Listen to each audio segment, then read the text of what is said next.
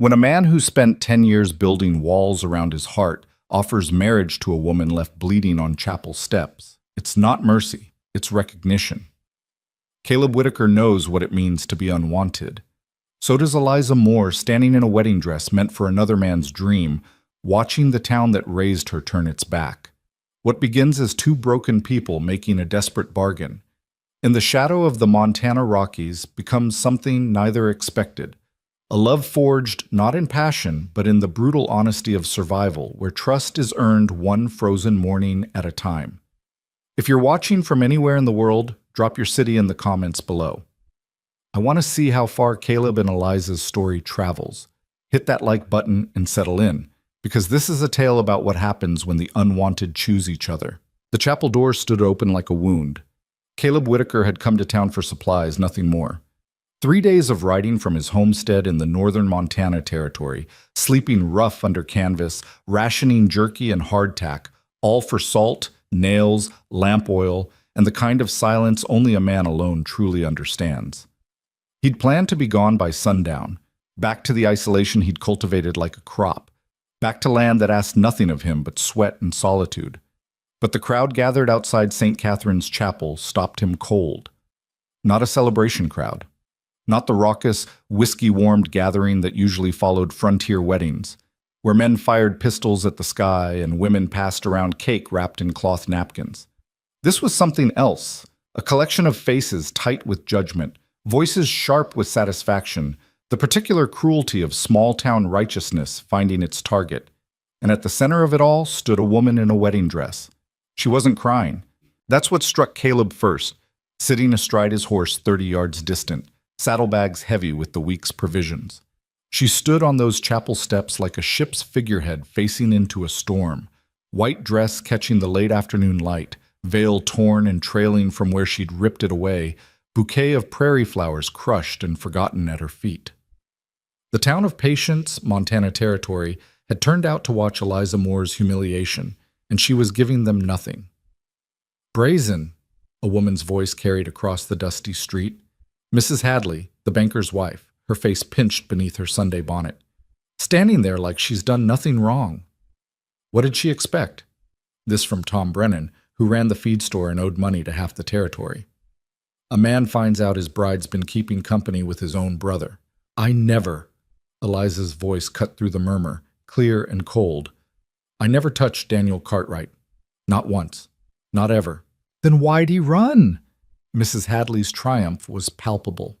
"Your own intended fled before the vows. Where there's smoke, Miss Moore, there's lies." Eliza descended one step, and the crowd actually moved back. "Daniel Cartwright is a coward who couldn't face his debts, and he needed a reason to disappear that wouldn't shame his family, so he shamed me instead." The truth of it hung in the air, obvious to anyone with sense. But sense had little currency when shame was available, and Eliza Moore, orphaned, working as a seamstress without family money or social standing, made an easy sacrifice. Caleb should have moved on, should have turned his horse north and let the town have its spectacle. He'd learned long ago that intervening in other people's disasters only created new ones. The world was full of injustice, and a man alone had to choose his battles carefully, preferably choosing none at all. But something in the way she stood there, defiant and utterly alone, reminded him of another person, another time. Reminded him of a 10-year-old boy standing in a different town, watching his mother's coffin lowered into hard ground while his father's family looked on in silence, their expensive black clothes and expensive educations and expensive contempt making it clear that the child of their wayward son's brief, disastrous marriage to a washerwoman would receive nothing. Not inheritance, not compassion, not even acknowledgement.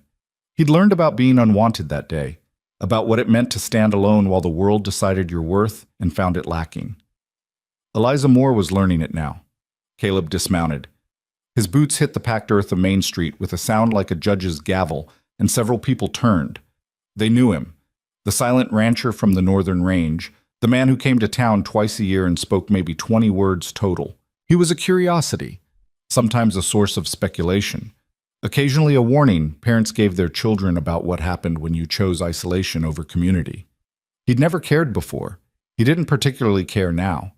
What he cared about was the look on Eliza's face when she saw him walking toward the chapel steps. Not hope, but the careful absence of it. The expression of someone who'd already learned that hope was just another way to get hurt. "Miss Moore," he said, stopping at the base of the steps. Up close, he could see the exhaustion carved into her features.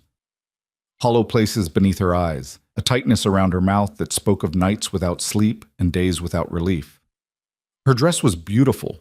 She'd clearly made it herself, the stitching impossibly fine, seed pearls sewn in patterns that caught the light, but it hung on her frame like an accusation. "Mr. Whitaker," her voice carried the careful courtesy of someone who'd spent years making her living dependent on pleasing difficult clients. "I didn't know you were in town." Supplies. He was aware of the crowd watching, of Mrs. Hadley's sharp intake of breath, of Tom Brennan's poorly concealed interest. Heading back north. Safe travels. She was dismissing him, protecting him from association with her ruin.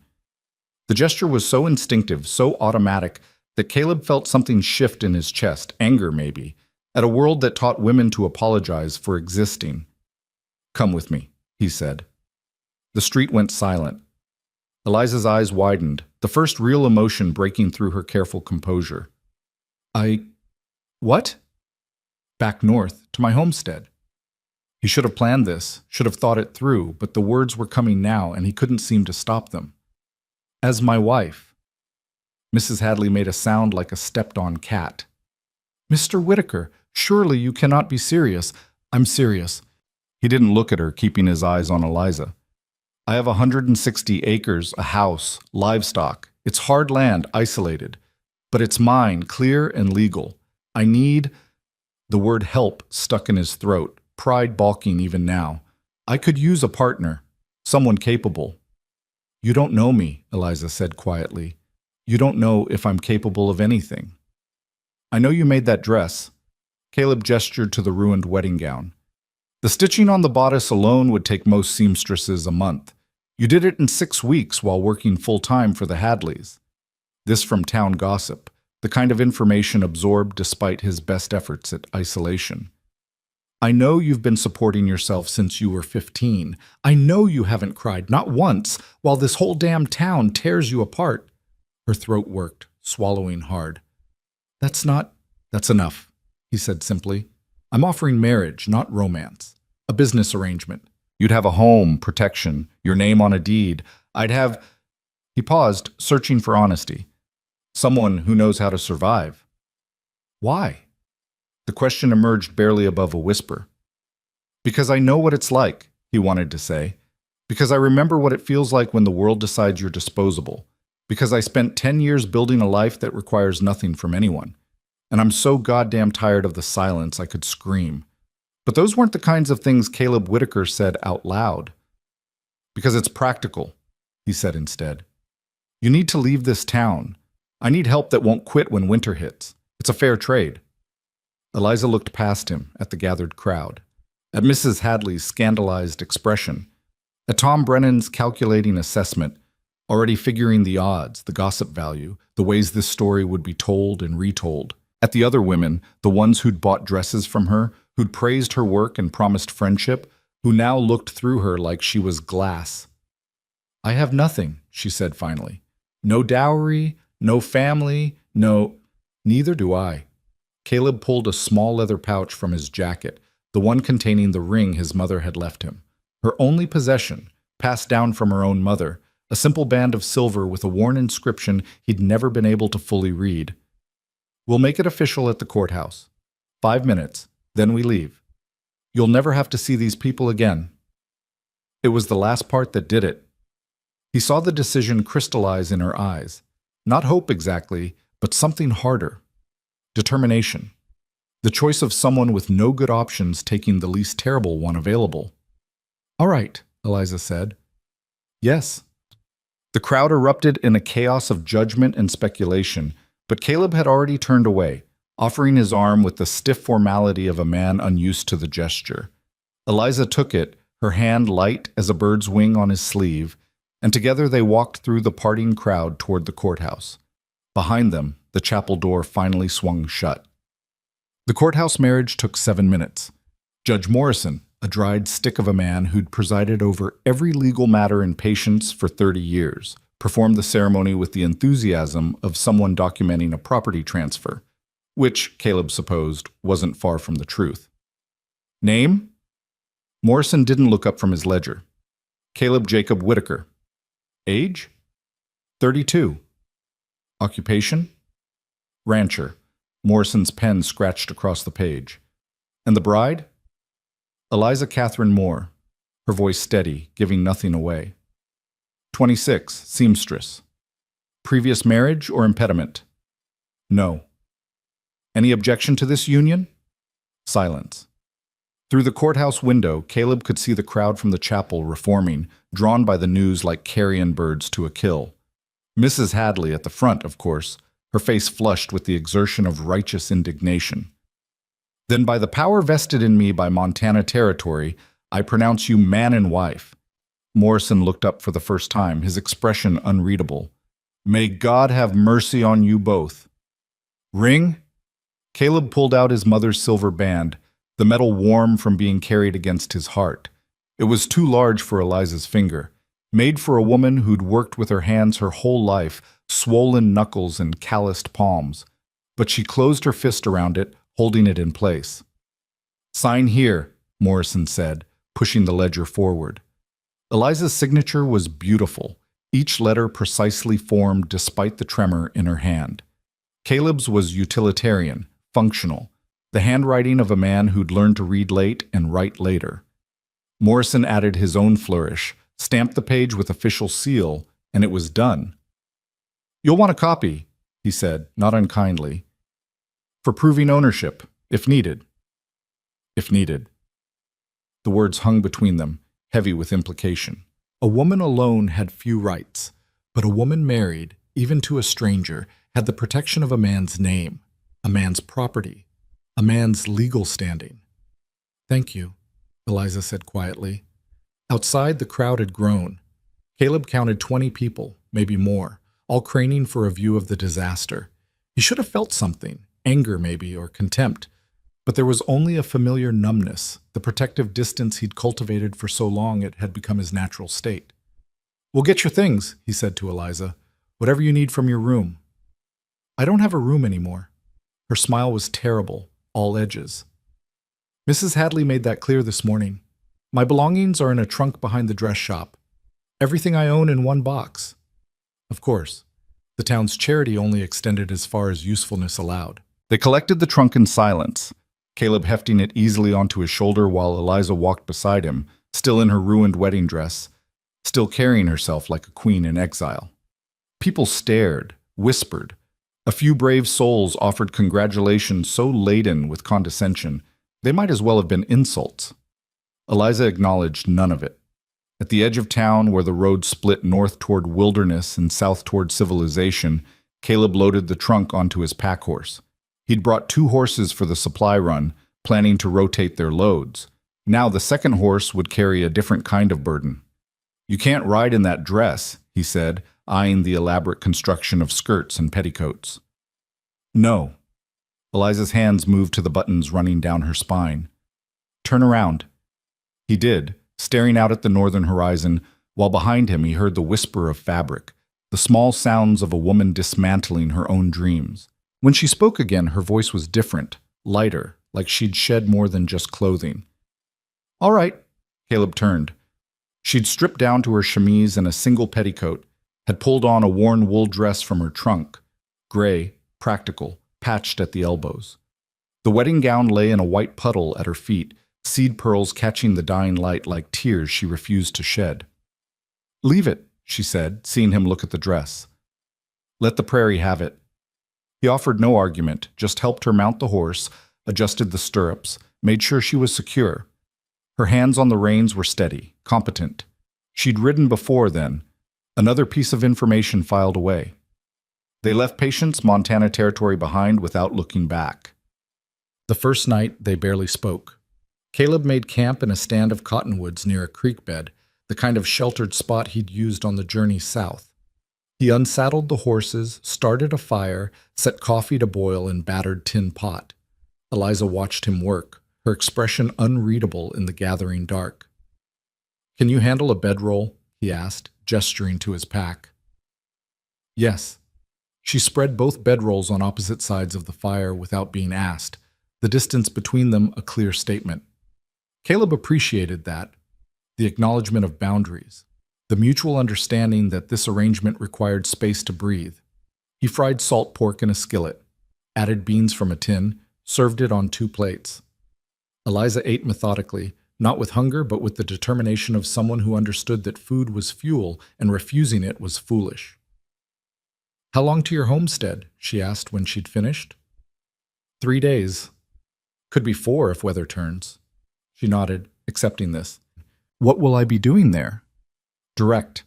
No pretense of romance or curiosity about his life, just straight to the practical reality. Caleb found himself respecting that. "Whatever you're capable of," he said honestly. "Cooking, cleaning, mending, gardening, if you know how. I run cattle, about 30 head, chickens, 2 pigs, a milk cow. The house needs work. It's tight against weather, but rough inside. I built it for function, not comfort. I can make it comfortable. Not arrogance, just statement of fact. I've been making other people's houses comfortable since I was 15. The isolation," he started. "Will be a relief," she finished. "Mr. Whitaker, I've spent 11 years living in a room above a dress shop, listening to women talk about me like I couldn't hear them through the floorboards. I've smiled at people who despised me, been grateful to people who exploited me, and pretended not to notice when their husbands looked at me like I was something they could purchase along with their wives' new dresses. Isolation sounds like paradise." Caleb poured coffee, handed her a cup. "It's not paradise. It's hard. Winter gets down to 20 below, sometimes worse. Nearest neighbor is 12 miles. If something goes wrong, injury, illness, trouble, you're on your own until you can get help, and help might be days away. And you've survived it alone." "I have." "Then I'll survive it with help." Eliza sipped the coffee, made a face at the bitterness, but didn't complain. "I'm stronger than I look, Mr. Whitaker. I've had to be." "Caleb," he said. "If we're married, you should call me Caleb." "Eliza," she offered in return. They finished their coffee in silence, listening to the creek murmur past, to the horses shifting in the dark, to the vast emptiness of the territory stretching out in all directions. The stars emerged, sharp and cold and indifferent to human drama. "Why didn't you marry before?" Eliza asked suddenly. "You're established, capable, not—" She paused, choosing words carefully. "Unpleasant to look at. There must have been women interested." Caleb considered lying, or deflecting, or simply refusing to answer. But they were married now, bound by legal contract if nothing else, and she deserved at least basic honesty. "I don't like people much," he said. "Never have. My mother died when I was 10. My father's family wanted nothing to do with me. I worked ranches, saved money, filed for my homestead claim, and built a life that doesn't require anyone else. Marriage seemed like inviting complication into something that worked fine alone. What changed?" "Nothing changed." He met her eyes across the fire. "I saw someone who needed help, and I could provide it. That's all." It wasn't all, not really. But it was as much truth as he had words for.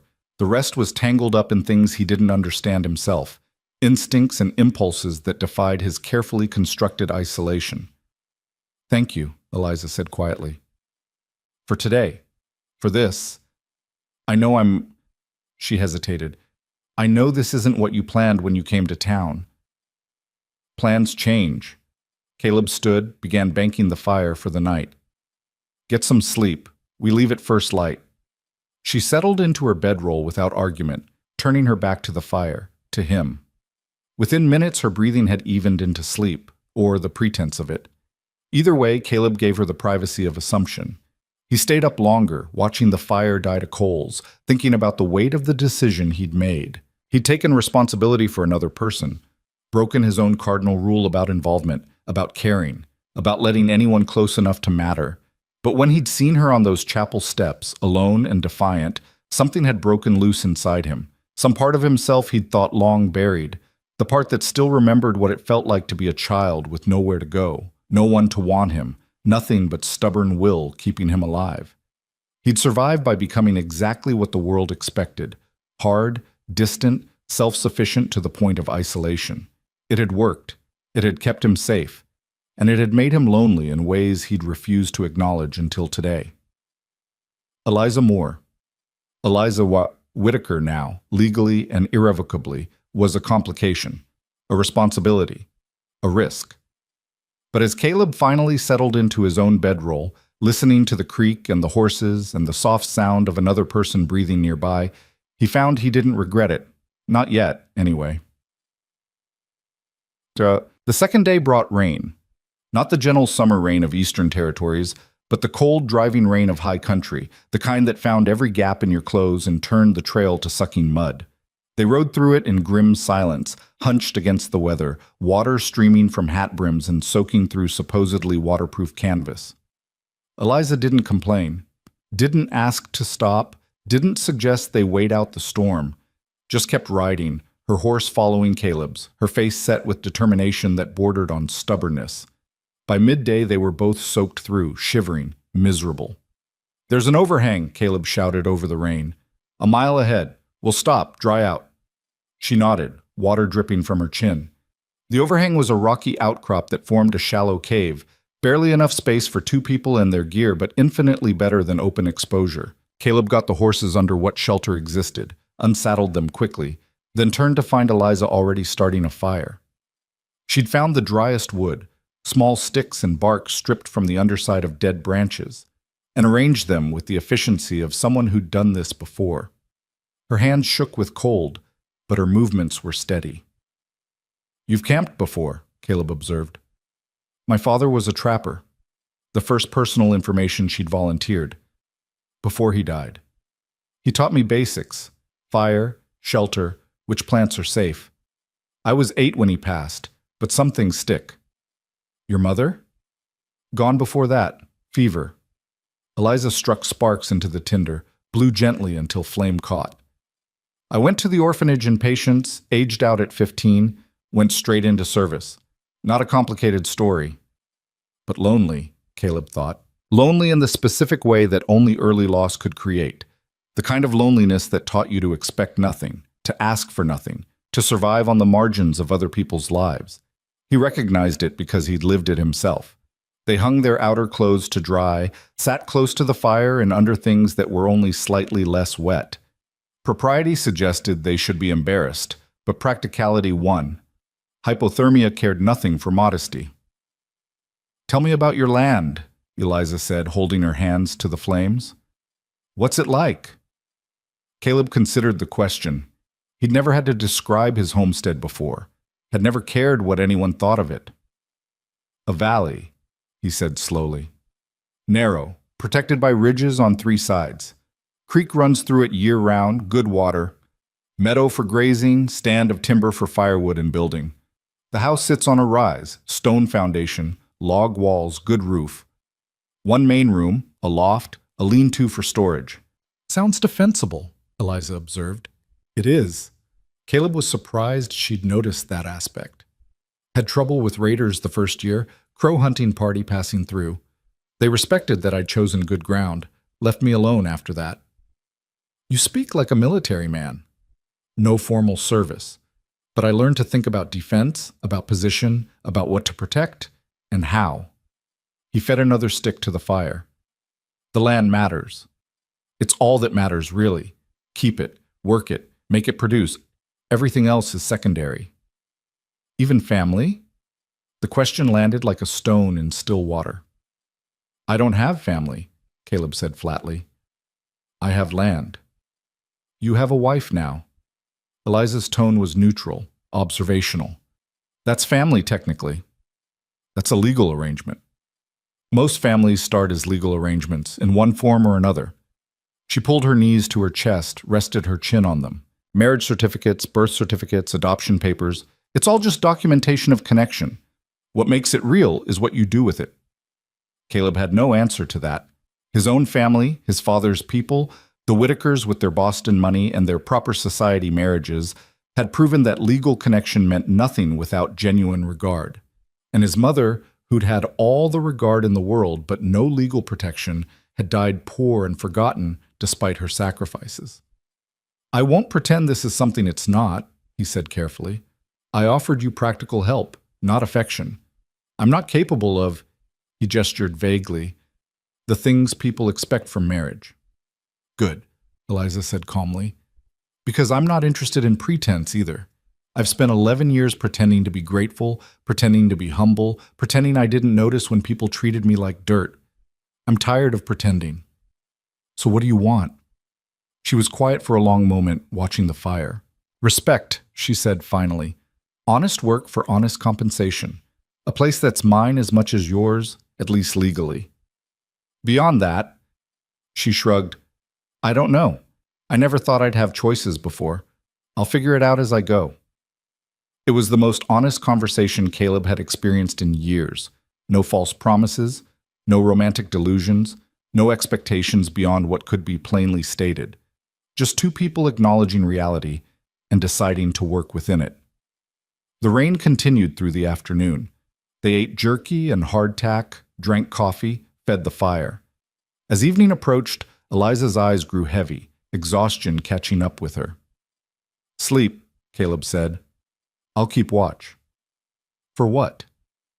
"Habit." She studied him for a moment, then nodded and curled up near the fire, using her saddle as a pillow. Within minutes, she was asleep. Truly asleep this time, her body finally surrendering to the stress of the past days. Caleb sat with his back to the stone wall, rifle across his knees, watching the rain sheet down beyond their shelter. He'd meant what he said. Keeping watch was habit, the automatic behavior of a man who'd lived alone in dangerous territory for a decade. But tonight, for the first time since he'd built his homestead, he wasn't watching for threats to himself. He was watching for threats to someone else. The realization should have troubled him. Instead, it felt almost natural, like picking up a tool you'd set down years ago and finding your hand still knew its weight.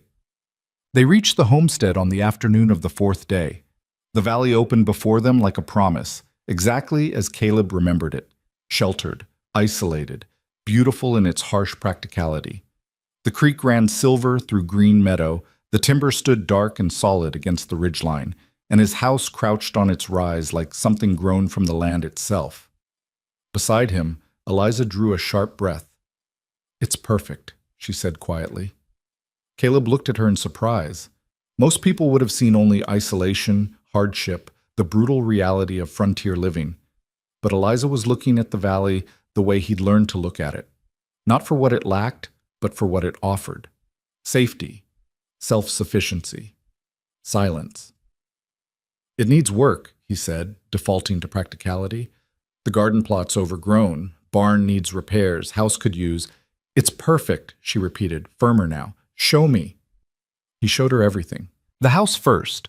One main room with a stone fireplace, rough furniture he'd built himself, a kitchen area with a cast-iron stove, shelves lined with tin goods. The loft above, accessed by a ladder where he'd been sleeping. The lean-to where he stored tools, saddles, equipment. "You'll take the loft," he said. "It's warmer, more private.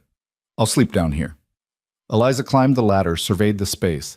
"There's room for 2 beds up here. You built this for a family, didn't you?" She was right. The loft was larger than necessary for one person. The house itself designed with expansion in mind. Unconscious hope, maybe, from a younger version of himself who'd still believed in possibilities. "Old plans," he said gruffly. "Doesn't matter now." "It matters." Eliza descended the ladder with the ease of someone used to climbing. "It means you're not as committed to isolation as you think. Part of you wanted this, wanted someone else here. What I wanted was efficiency. Extra space is practical. Caleb." She stopped him with a hand on his arm, the first time she'd voluntarily touched him since the courthouse. "It's all right to admit you were lonely. I was lonely too. That's why I agreed to marry Daniel Cartwright, even though I knew he was weak, knew he'd probably fail me. Because lonely makes you stupid, makes you accept less than you deserve. And you think this," he gestured at the rough cabin, the wild valley, "is what you deserve? I think this is what we both deserve. A chance to build something real, without pretense, without the weight of other people's expectations. She squeezed his arm once, then released him. "Show me the rest." He showed her the barn, sturdy, well-maintained, with stalls for the horses and milk cow. The chicken coop, the pig pen, the root cellar dug into the hillside. The garden plot, as overgrown as he'd warned, but with good soil underneath. "I can work with this," Eliza said, surveying the tangle of weeds. "My father kept a garden. I remember enough." "We'll need to hunt," Caleb added. "I've got stores laid by, but fresh meat helps. Deer, elk, sometimes bear if you're careful. Can you teach me to shoot?" He looked at her sharply. "You want to learn?" "I want to be useful," she corrected. "If something happens to you, injury, illness, I need to be able to provide. That means shooting, butchering, everything you do to survive here. I'm not going to be dead weight, Caleb." Dead weight. The term stung in ways he didn't expect, probably because he'd thought it himself about every person who'd ever tried to get close. His father's family had called his mother dead weight. The ranchers he'd worked for had called inexperienced hands dead weight. He'd internalized the message, be useful or be gone. But Eliza wasn't just trying to be useful. She was trying to be essential, to make herself irreplaceable, not through dependence, but through capability. "I'll teach you," he said. "Everything I know." Her smile was small but genuine, the first real smile he'd seen from her. It transformed her face, softening the hard edges that survival had carved, revealing something younger and more hopeful beneath. That night, their first in the house, Eliza cooked. Not the rough camp food they'd eaten on the trail, but an actual meal, beans flavored with salt pork and wild onions she'd found near the creek, cornbread made from the supplies in Caleb's pantry, coffee improved by some trick involving crushed eggshells that made it less bitter. They ate at the rough table Caleb had built, sitting on benches he'd hewn from logs. The fireplace crackled, casting warm light on log walls. Outside, darkness fell over the valley with the absolute finality of true wilderness. "Thank you," Caleb said when he'd finished, "for the food. It's been a long time since—" He stopped, not sure how to finish. "Since someone cooked for you?" Eliza gathered the plates. "When was the last time you ate with another person?" 2 years. 3, maybe. I came to town for supplies, ate at the hotel. Before that—" He shook his head. "I don't remember." "That's too long," she said quietly. "Humans aren't meant to be that alone. Some of us manage fine. Managing isn't the same as living." She set the plates in a basin for washing.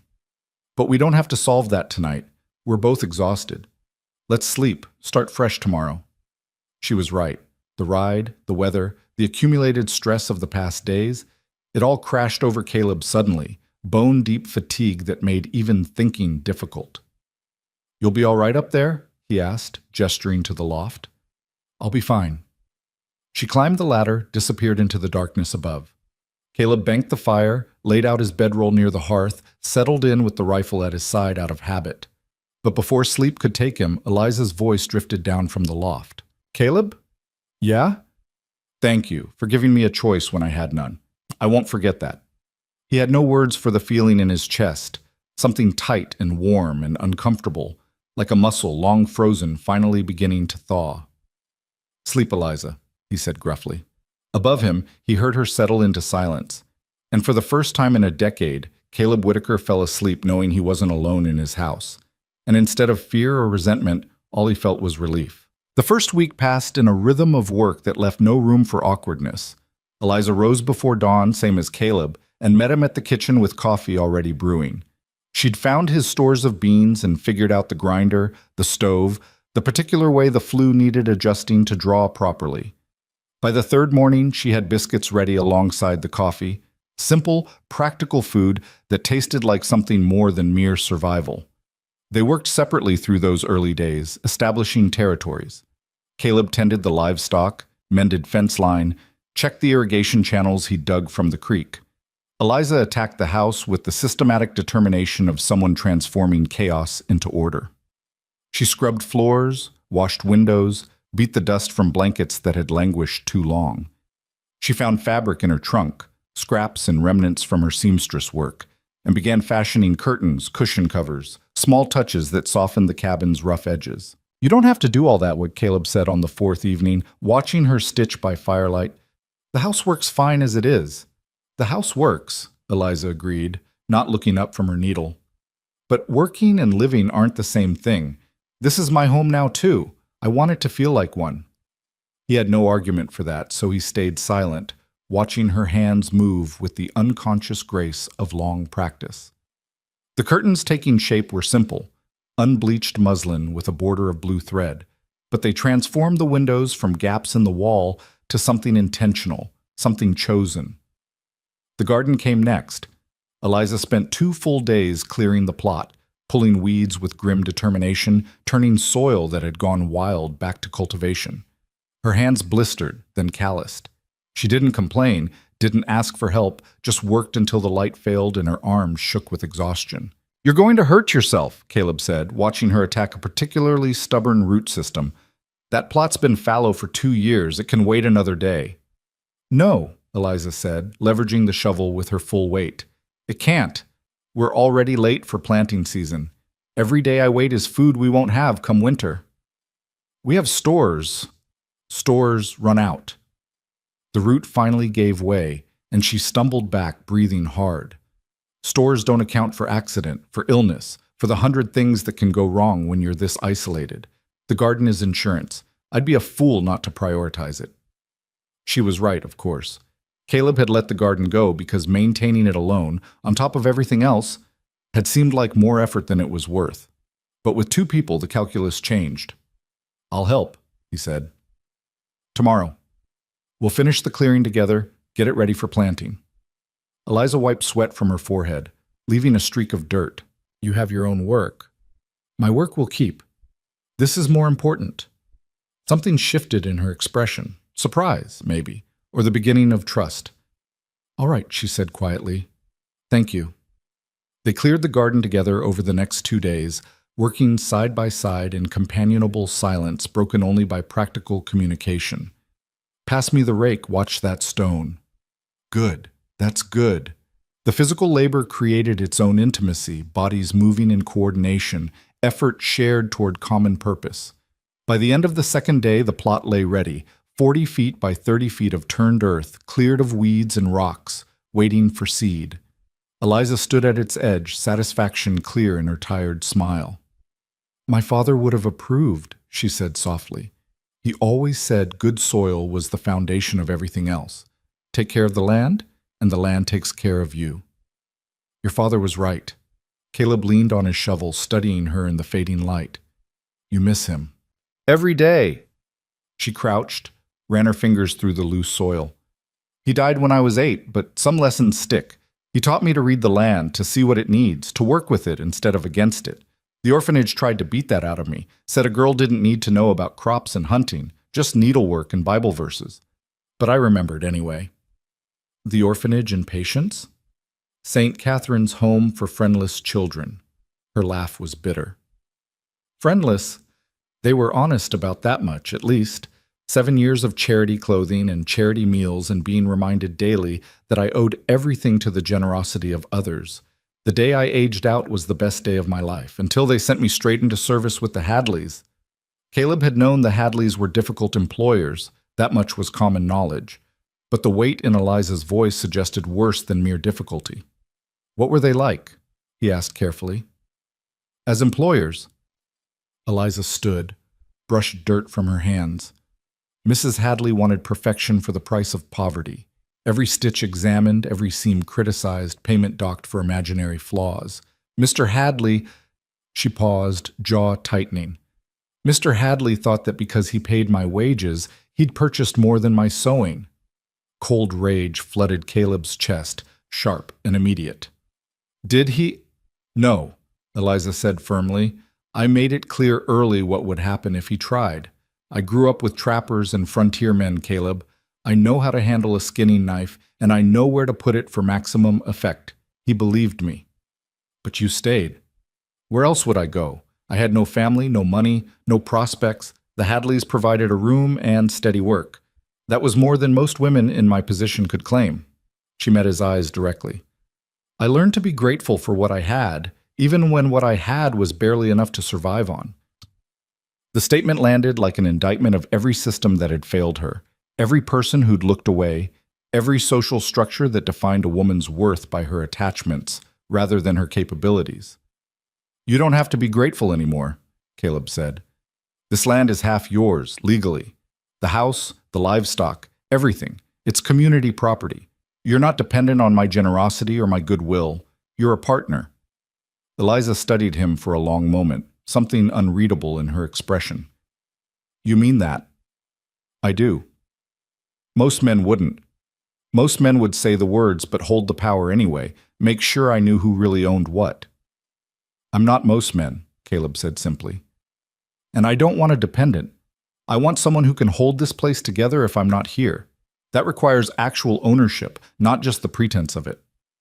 The last light was fading, turning the valley into silhouettes and shadows. In the gathering dark, Eliza's face was barely visible, but Caleb heard the shift in her breathing, saw her shoulders relax fractionally. "I'll plant tomorrow," she said finally. "Beans, squash, potatoes, whatever seeds you have. We'll eat well this winter, Caleb. I promise you that." It was the first promise she'd made him, and it felt like something sacred. By the end of the second week, they'd established routines that worked. Caleb handled the livestock and heavy repairs, while Eliza managed the house, the garden, the endless work of cooking and preserving. They ate meals together, shared coffee in the early mornings, coordinated their days with the efficiency of people who understood that survival required teamwork. But they remained careful around each other, maintaining the boundaries of their arrangement. Caleb slept downstairs, Eliza in the loft. They dressed and undressed in private, spoke in practical terms, avoided any topic that might suggest intimacy beyond their legal contract. It was working. It was sustainable. It was exactly what they'd agreed to. And it was driving Caleb slowly insane in ways he couldn't quite articulate. Not because he wanted more, or at least not in the way men typically wanted more from their wives, but because every day revealed new facets of Eliza's competence, her strength, her stubborn refusal to be defeated by circumstances. She was everything he'd hoped for when he'd made his impulsive offer, capable, resilient, unwilling to quit when things got hard. But she was also more than that. She hummed while she worked, old songs her father had taught her.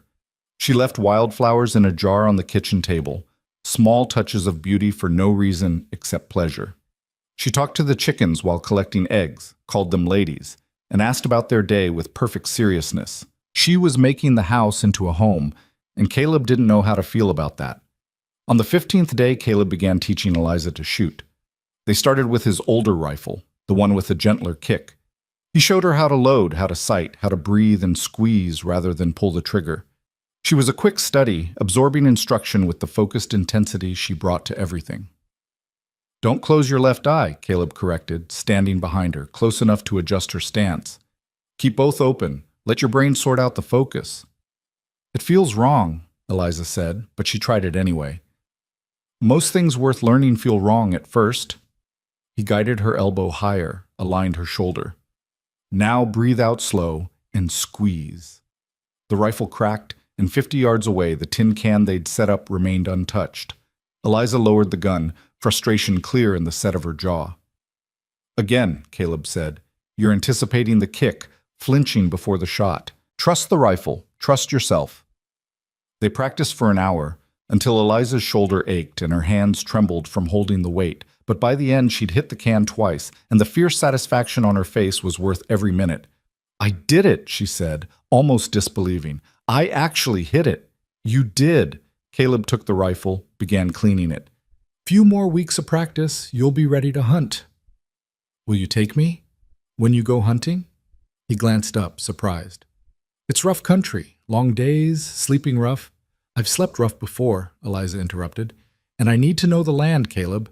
Need to know where the game trails are, where the water is, how to navigate if I'm alone." "You keep saying I'm a partner. Let me be one fully." She was right again, pushing against his instinctive protectiveness, demanding to be treated as capable rather than fragile. It was exactly what he'd said he wanted, so why did it make him uneasy? Because if she's truly capable, a voice whispered in his mind, she won't need you. And then what? But that was the point, wasn't it? Building a partnership that could survive either person's absence, creating resilience rather than dependence. "All right," he said, Next week, when the moon's right. We'll go after elk. Her smile was bright as sunlight. The third week brought the first real test of their partnership. Caleb woke to find the milk cow, Bessie, lying in the barn, bloated and in obvious distress. Grass bloat, she'd gotten into the clover patch he'd been meaning to fence off, gorged herself before he could stop her. Left untreated, she'd die, and with her would go their milk, their butter, their cheese. "Eliza!" he called, already moving, grabbing equipment. "I need help!" She appeared within seconds, still in her nightdress, hair loose around her shoulders. "What's wrong?" "Bessie's bloated. I need to tube her, release the gas, but I can't do it alone. She's too strong. I need you to hold her head, keep her calm." Most women would have hesitated, squeamish about the procedure or frightened of the thrashing animal. Eliza just nodded, stepped into the stall, and sat at Bessie's head, stroking her neck, murmuring calm nonsense while Caleb worked. The procedure was brutal, forcing a tube down the cow's throat, releasing the fermented gas that would otherwise rupture her stomach. Bessie fought, eyes rolling white, but Eliza held firm, her voice steady even when the smell made Caleb's eyes water. "Almost done," he said, working the tube carefully. "You're doing great. Just keep her still. There." The gas released with a sound like a demon's belch, and Bessie's breathing immediately eased. Caleb withdrew the tube, stepped back, wiping sweat from his face despite the early morning chill. "Will she be all right?" Eliza asked, still stroking the cow's neck. "Should be. We caught it in time." He looked at her, hair tangled, nightdress stained, hands steady on the animal. "You didn't flinch." "Why would I? She needed help." Eliza's expression was matter-of-fact. "My father treated sick animals all the time. I've seen worse than this." "Still, most people—" "I'm not most people," she said, echoing his own words back to him. "I thought we'd established that." They stayed with Bessie until sunrise, making sure the crisis had truly passed. By the time they returned to the house for breakfast, both were exhausted, stained with barn muck and cow saliva, running on nothing but relief. Eliza started coffee while Caleb washed at the basin. The kitchen was quiet except for the stove's crackle, the familiar sounds of morning routine. But something had shifted between them, some invisible line crossed. "Thank you," Caleb said finally, "for helping, for not hesitating." "We're partners," Eliza said simply, pouring coffee. "That's what partners do." They drank their coffee standing up, too tired to even sit down, watching dawn light fill the valley through the new muslin curtains. And for the first time since their marriage, the silence between them felt less like distance and more like understanding. That afternoon, while Eliza worked in the garden and Caleb repaired fence line, a rider appeared on the ridge. Caleb saw him first, a single figure on horseback, silhouetted against the sky. Visitors were rare this far north, and rarely brought good news. He set down his tools, retrieved the rifle from where he'd propped it against a post, and waited. The rider descended slowly, hands visible and empty, a sign of peaceful intent. As he drew closer, Caleb recognized him. Tom Brennan from Patience, the feed store owner who'd been in the crowd outside the chapel. "Whitaker," Brennan called, stopping his horse a respectful distance away. "Got a minute?" "Depends on what you want." But Caleb didn't lower the rifle, didn't invite him closer. "Just to talk." Brennan dismounted, moved slowly. "I come alone, no trouble intended." "Then talk." Brennan glanced toward the garden where Eliza had straightened, trowel in hand, watching. "Maybe private would be better?" "My wife can hear anything you need to say." The words felt strange in Caleb's mouth, my wife, but also right. Eliza was his partner. She deserved to know what threats might be coming. Brennan shifted uncomfortably. "All right then. I'm here about Daniel Cartwright." Caleb's grip tightened on the rifle. "What about him?" "He showed up in Patience 3 days ago, drunk, broke, talking wild about how Eliza ruined him, how she owes him compensation for breach of promise." Cold fury washed through Caleb, but he kept his voice level. "She didn't breach anything. He abandoned her at the altar." "I know that, you know that, but Cartwright's got his family's money behind him, and they're filing a lawsuit. Claiming Eliza damaged his reputation, caused him emotional distress. and they want recompense. That's insane, Eliza said, walking toward them, still holding the trowel like a weapon. I have nothing. I am nothing to them except a convenient target. Which is exactly why they think they'll win, Brennan said, looking genuinely sympathetic. Judge Morrison is already compromised. The Cartwrights hold his mortgage. They're planning to make an example of you, prove that women can't just refuse their obligations without consequences. She refused nothing, Caleb said coldly. He ran. She married me, legally and properly. There's no case. There doesn't need to be a real case, just enough noise to make your lives difficult. They're also claiming you, Whitaker, interfered in an existing contract, that you manipulated a vulnerable woman for your own gain. Manipulated? Eliza's laugh was sharp as broken glass.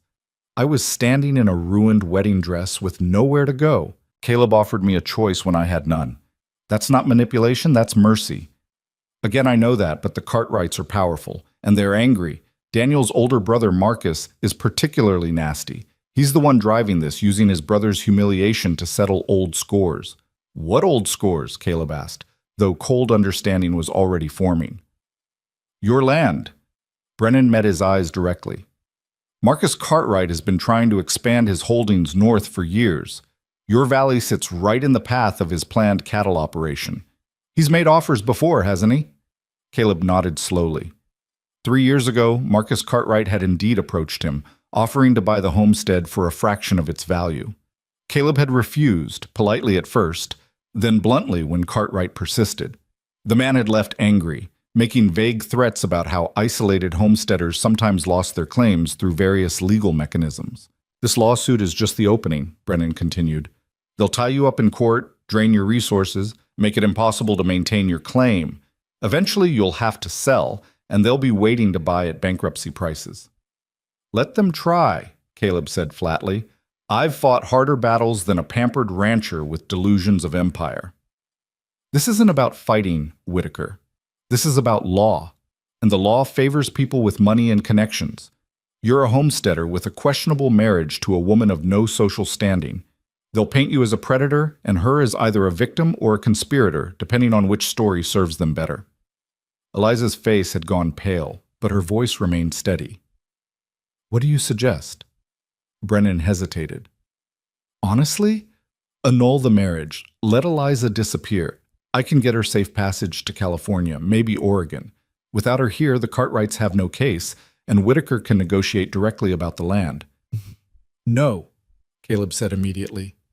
No, Eliza echoed, just as firm. Brennan looked between them. You understand what you're choosing.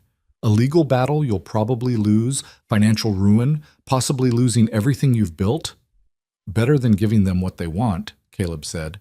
Better than teaching them that intimidation works. And I'm not running again, Eliza added quietly. I've run from judgment, from cruelty, from injustice my whole life. This is my home now. I'll fight for it. Something in Brennan's expression softened.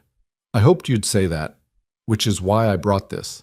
He pulled a folded document from his jacket.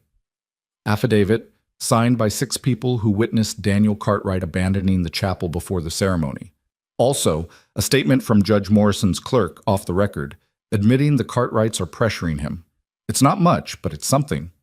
Caleb took the document, surprised. Why are you helping us? Because I'm tired of watching the Cartwrights buy this territory, one intimidated family at a time. Because what they did to Eliza was cruel and unjust, and because... He looked uncomfortable. I owe you. You could have said something 3 years ago when you found out I was skimming from the feed store accounts. You didn't. You just stopped doing business with me and let me fix it myself. That's more grace than I deserved. Caleb had almost forgotten about that, discovering Brennan's theft, making the simple calculation that exposure would destroy a man already struggling, choosing silence instead. He hadn't thought of it as grace, just practicality. What do we do now? Eliza asked, ever practical. Document everything, Brennan said. Your marriage, your homestead claim, your improvements to the land. Build a case proving this is a legitimate partnership, not a scheme. And find a lawyer who isn't afraid of the Cartwrights. I know someone, Caleb said slowly. In Helena. A man I worked with years ago, Marcus Reed. He specializes in homestead law, and he owes me a favor. Contact him, fast. Brennan mounted his horse. The Cartwrights are filing formal papers next week. You'll need to respond quickly or you'll lose by default. He rode away, leaving Caleb and Eliza standing in the yard, the weight of new threats settling around them like snow. I'm sorry, Eliza said quietly. This is my fault. If I hadn't— Don't, Caleb interrupted sharply. This isn't your fault. It's the fault of people who think power means they can destroy anyone who inconveniences them. But if I hadn't agreed to marry you, then you'd be fighting this alone with no resources and no protection. At least now you have both. He looked at her directly. Do you regret it? Marrying me? She was quiet for a long moment, studying him with those careful eyes. No, she said finally. I don't regret it. Do you? Did he? 3 weeks ago his life had been simple, solitary, hard, but utterly his own. Now he had a wife, a legal battle brewing, complications spreading like cracks in ice. By every rational measure, he should regret it. But when he looked at Eliza, standing straight despite her fear, ready to fight despite the odds, refusing to run despite every instinct for survival, all he felt was a fierce protective certainty. No, he said, I don't regret it either. That night, they sat together planning strategy, transforming fear into action. Caleb drafted a letter to Marcus Reed while Eliza compiled lists. Every improvement they'd made to the homestead, every witness who could testify to their legitimate partnership, every piece of evidence that might prove their marriage was real. We should document the garden, she said, writing rapidly. The curtains, the repairs, everything I've done to establish residency. They'll try to claim I'm just hired help, that the marriage is a sham. We need to prove I live here as your wife, not your servant. The marriage certificate won't be enough, Eliza interrupted. Not against the Cartwrights. They'll find some technicality, some way to invalidate it. We need more. She was right. They needed not just legal proof, but social proof, evidence of a marriage that looked and functioned like a marriage, regardless of the unconventional circumstances of its creation. What do you suggest? Caleb asked. Eliza set down her pen, met his eyes. We need to be seen together. In town, at church, anywhere public. We need people to testify that we act like a married couple, that this isn't just a business arrangement. The thought of returning to Patience made Caleb's skin crawl. He'd avoided towns and people for years precisely because he hated the performance of social acceptability. But Eliza was right. Their isolation, usually an advantage, now made them vulnerable to accusations of impropriety. All right, he said, we'll go to town next week, make an appearance, establish our legitimacy. And we should— She hesitated, color rising in her cheeks. We should probably share the loft. If anyone visits unexpectedly, if anyone checks, sleeping separately won't help our case. The suggestion landed like a stone in still water. They'd been so careful to maintain boundaries, to preserve the practical nature of their arrangement. Sharing sleeping space, even platonically, crossed a line they'd both silently agreed to respect. But she was right again. A marriage where husband and wife slept separately would raise exactly the kind of questions the Cartwrights could exploit. I'll move my bedroll up tonight, Caleb said, keeping his voice neutral. I'll take the west side, you keep the east. We'll hang a curtain for privacy. Eliza nodded, relief and something else, anxiety maybe, or awareness, flickering across her face. Thank you. For understanding. For not making this harder than it has to be. We're partners, Caleb said, using her own words. That's what partners do. They finished their planning in silence, both acutely aware of the new intimacy they'd just agreed to, both carefully not acknowledging it. When Eliza finally climbed to the loft, Caleb stayed below, staring into the fire, trying to ignore the way his carefully constructed world kept shifting beneath his feet. He'd wanted simple. He'd wanted practical. He'd wanted an arrangement that asked nothing of his carefully guarded heart. Instead, he was getting something far more complicated and far more real than he'd ever planned. But as he climbed to the loft later, spreading his bedroll on the far side while Eliza pretended to sleep behind her newly hung curtain, Caleb found he still didn't regret it. Not yet. Not even close. Sharing the loft changed everything and nothing at the same time. Caleb woke each morning acutely aware of Eliza breathing on the other side of the curtain, the small sounds of her stirring, the rustle of fabric as she dressed in the pre-dawn darkness. They moved around each other with exaggerated care, maintaining the fiction of privacy in a space barely large enough for one person, let alone two. But the proximity created an unexpected intimacy. Caleb learned that Eliza talked in her sleep sometimes, fragments of conversations with people long gone. Eliza discovered that Caleb woke at the slightest sound, years of solitary vigilance making him hyper-aware of any change in the darkness.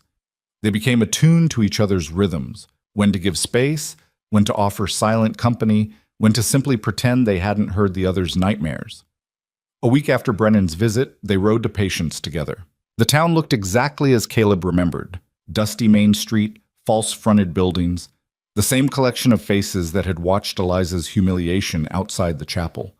But this time, Eliza rode beside him not as a disgraced woman fleeing judgment, but as his legal wife, with all the protection and standing that implied. They hitched their horses outside the general store, and Caleb offered his arm with deliberate formality. Eliza took it, her hand light but steady on his sleeve, and together they walked into the store like they owned the territory itself. The conversation died the moment they entered. Mrs. Hadley stood near the fabric counter, her mouth actually falling open. Tom Brennan looked up from his usual spot by the pot-bellied stove and gave them a subtle nod of encouragement. The store owner, Henry Walsh, recovered his professional composure first. "Mr. Whitaker, Mrs. Whitaker," he said, emphasizing the title. "What can I help you with today?" "Supplies," Caleb said, pulling out his list. "Flour, sugar, coffee, lamp oil, ammunition. And my wife needs fabric. She's making new clothes for winter." The casual mention of Eliza's domestic activities sent another ripple through the watchers.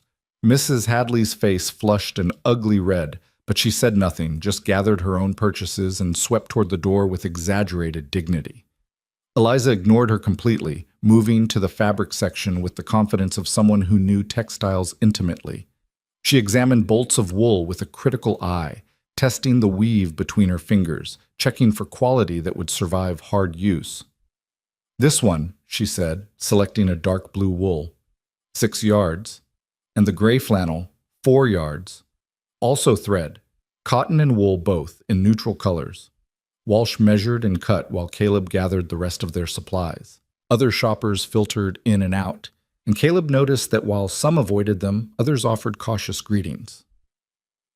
Word had spread about the Cartwright lawsuit, and the town was dividing. Those loyal to money and power, and those who remembered what justice actually meant. "I heard about your trouble," Walsh said quietly, wrapping the fabric. "The Cartwrights are pushing hard, but they're not as popular as they think. People remember how Daniel Cartwright ran up debts all over town before he fled. Some of us might be willing to testify to that if it comes to it." "We'd appreciate that," Caleb said, surprised by the offer. "You're good people," Walsh continued. "You pay your debts, you don't cause trouble, and you don't deserve what they're trying to do. That counts for something." They loaded their supplies and moved on to the post office, where a letter from Marcus Reed was waiting. Caleb opened it in the street, Eliza reading over his shoulder. The news was mixed. Reed agreed to take their case, but warned that the Cartwrights had already filed preliminary motions claiming fraud and breach of promise. The hearing was scheduled for 3 weeks out, in Helena, and Reed needed them to arrive early for preparation. 3 weeks, Eliza said quietly. "That's not much time." "It's enough," Caleb said, though he wasn't sure he believed it. "We'll make it enough." Their last stop was the church, and this was the appearance Eliza had insisted mattered most. Sunday service was about to start, and the building was already half full when they entered. Every head turned, the whispers starting immediately. Caleb guided Eliza to a pew near the front, not in back where the uncertain and ashamed sat, but forward where established families gathered. It was a calculated statement of legitimacy, and judging by the shocked expressions around them, the message was received. Reverend John Stone, a weathered man who'd ministered to the territory for 20 years, paused in his preparation when he saw them. But instead of disapproval, something that looked almost like approval crossed his face. He nodded to them, a small acknowledgement, and continued setting up for the service. The Cartwrights arrived 10 minutes later. Marcus, his wife Sarah, and Daniel trailing behind like a whipped dog. Marcus stopped dead when he saw Caleb and Eliza, his face darkening with fury. Daniel went pale, shrinking back toward the door like he might bolt again. Marcus recovered quickly, plastering on a smile that didn't reach his eyes. He guided his family to the opposite side of the church, as far from Caleb and Eliza as the space allowed, but the damage was done. Everyone had seen his reaction, seen Daniel's cowardice, seen the contrast between the Cartwrights' expensive clothes and manufactured righteousness and Caleb and Eliza's simple, honest presence. Reverend Stone's sermon that morning was about false witness and the ninth commandment. Caleb didn't think the timing was accidental. When we bear false witness against our neighbor, Stone said, his voice carrying to every corner of the small church, we don't just harm them. We harm ourselves, our community, the very fabric of truth that binds us together. And when we use law and power to enforce lies, we corrupt justice itself.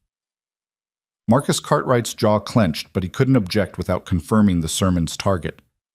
After the service, people approached cautiously. Some offered cold congratulations on the marriage, clearly just gathering gossip.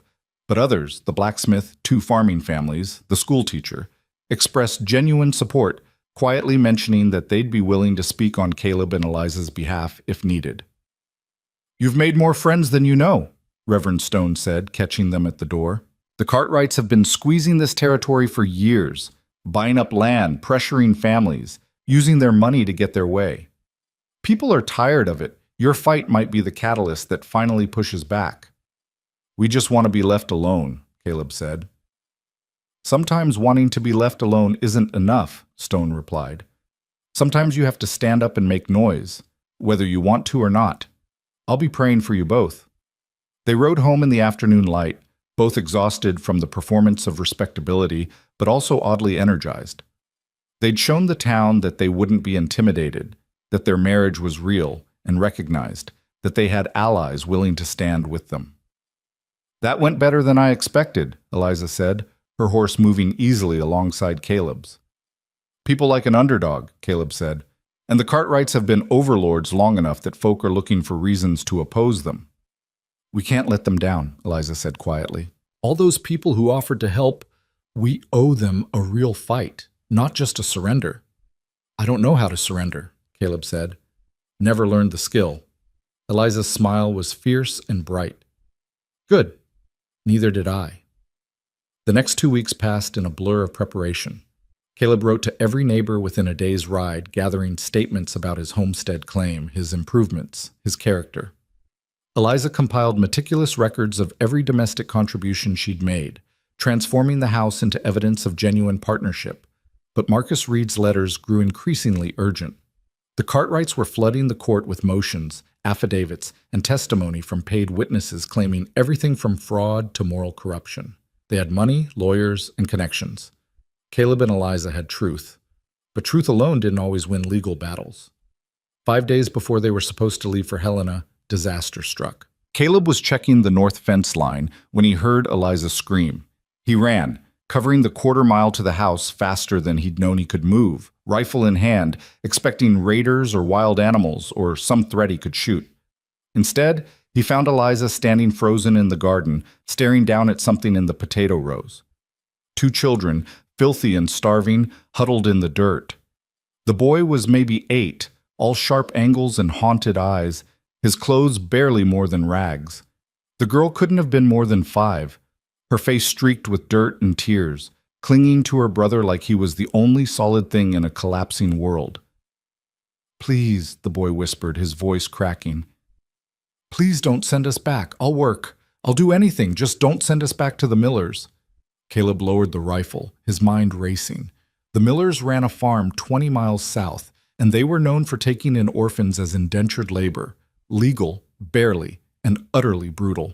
Children worked 16-hour days, were beaten for minor infractions, and rarely lived to see their majority with health intact. "How long have you been running?" Eliza asked, her voice surprisingly gentle. 3 days, the boy said. "Maybe 4.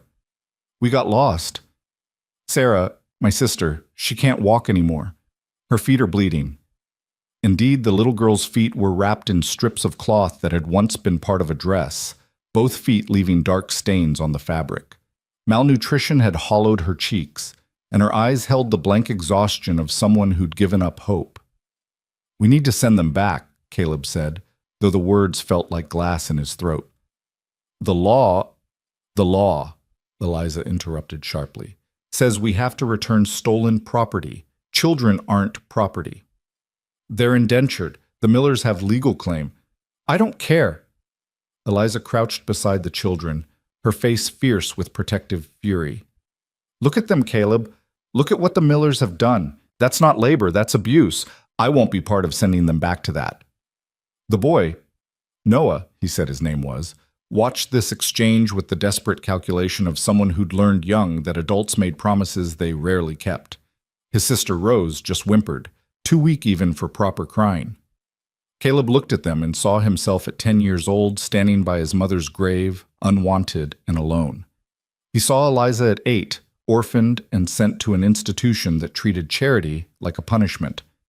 He saw 2 more children about to be sacrificed to a system that valued legal paperwork over human suffering.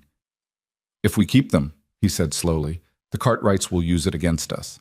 They'll say we're kidnappers, that we steal children, that we're unfit to be married or own land. It'll destroy our case.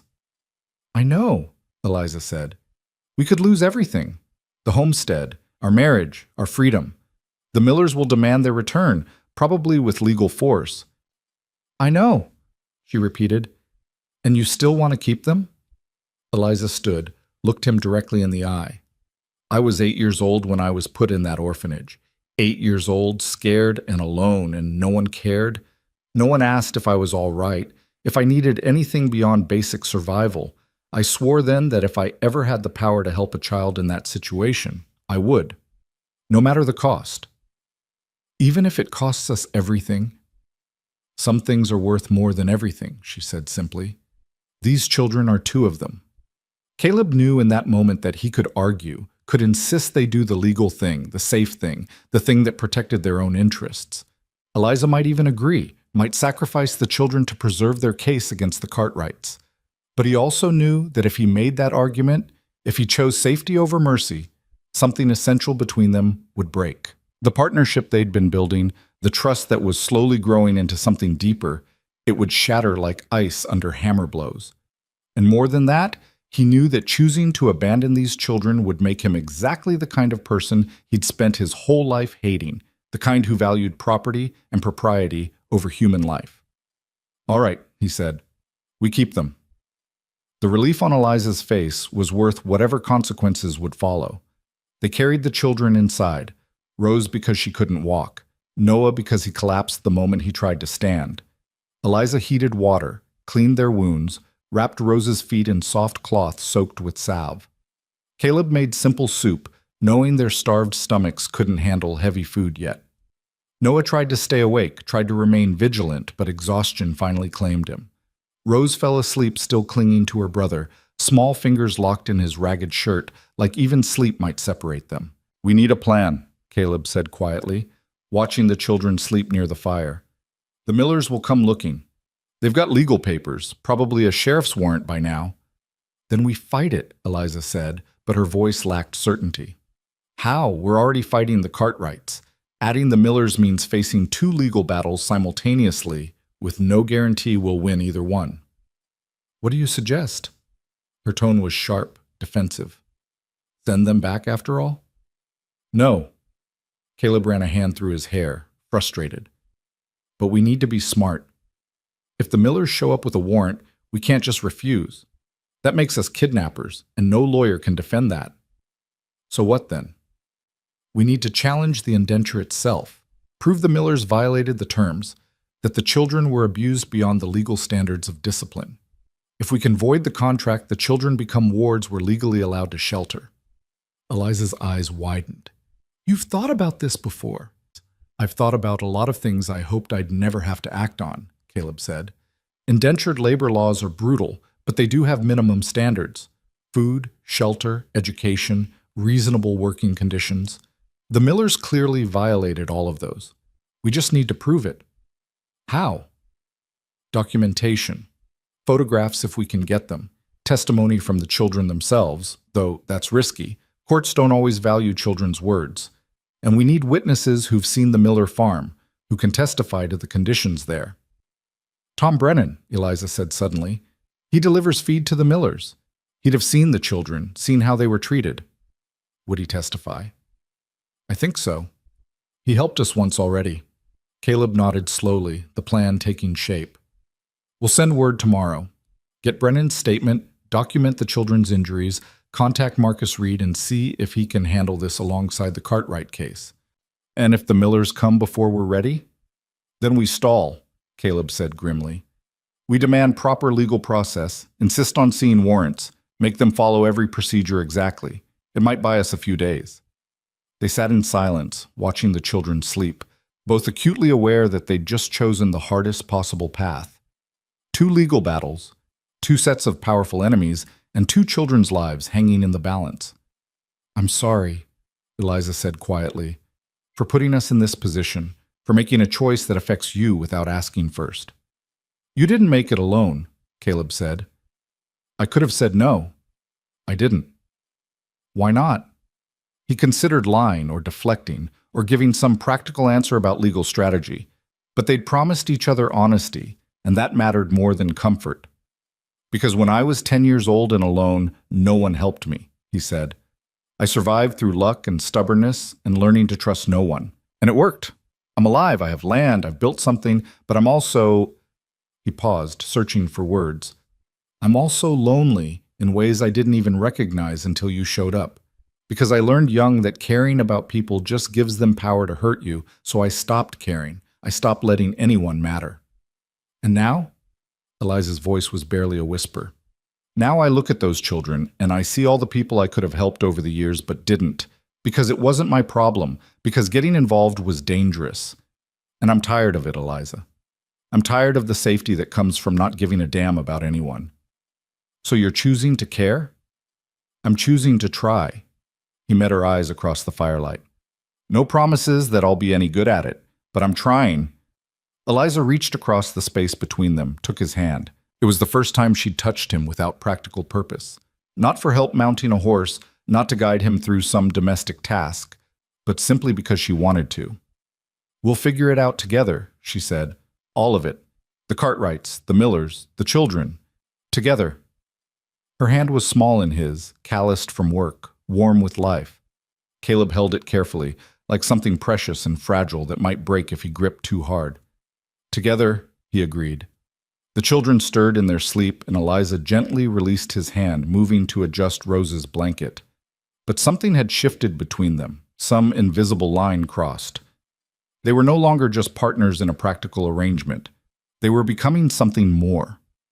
The Millers arrived 3 days later, just as predicted.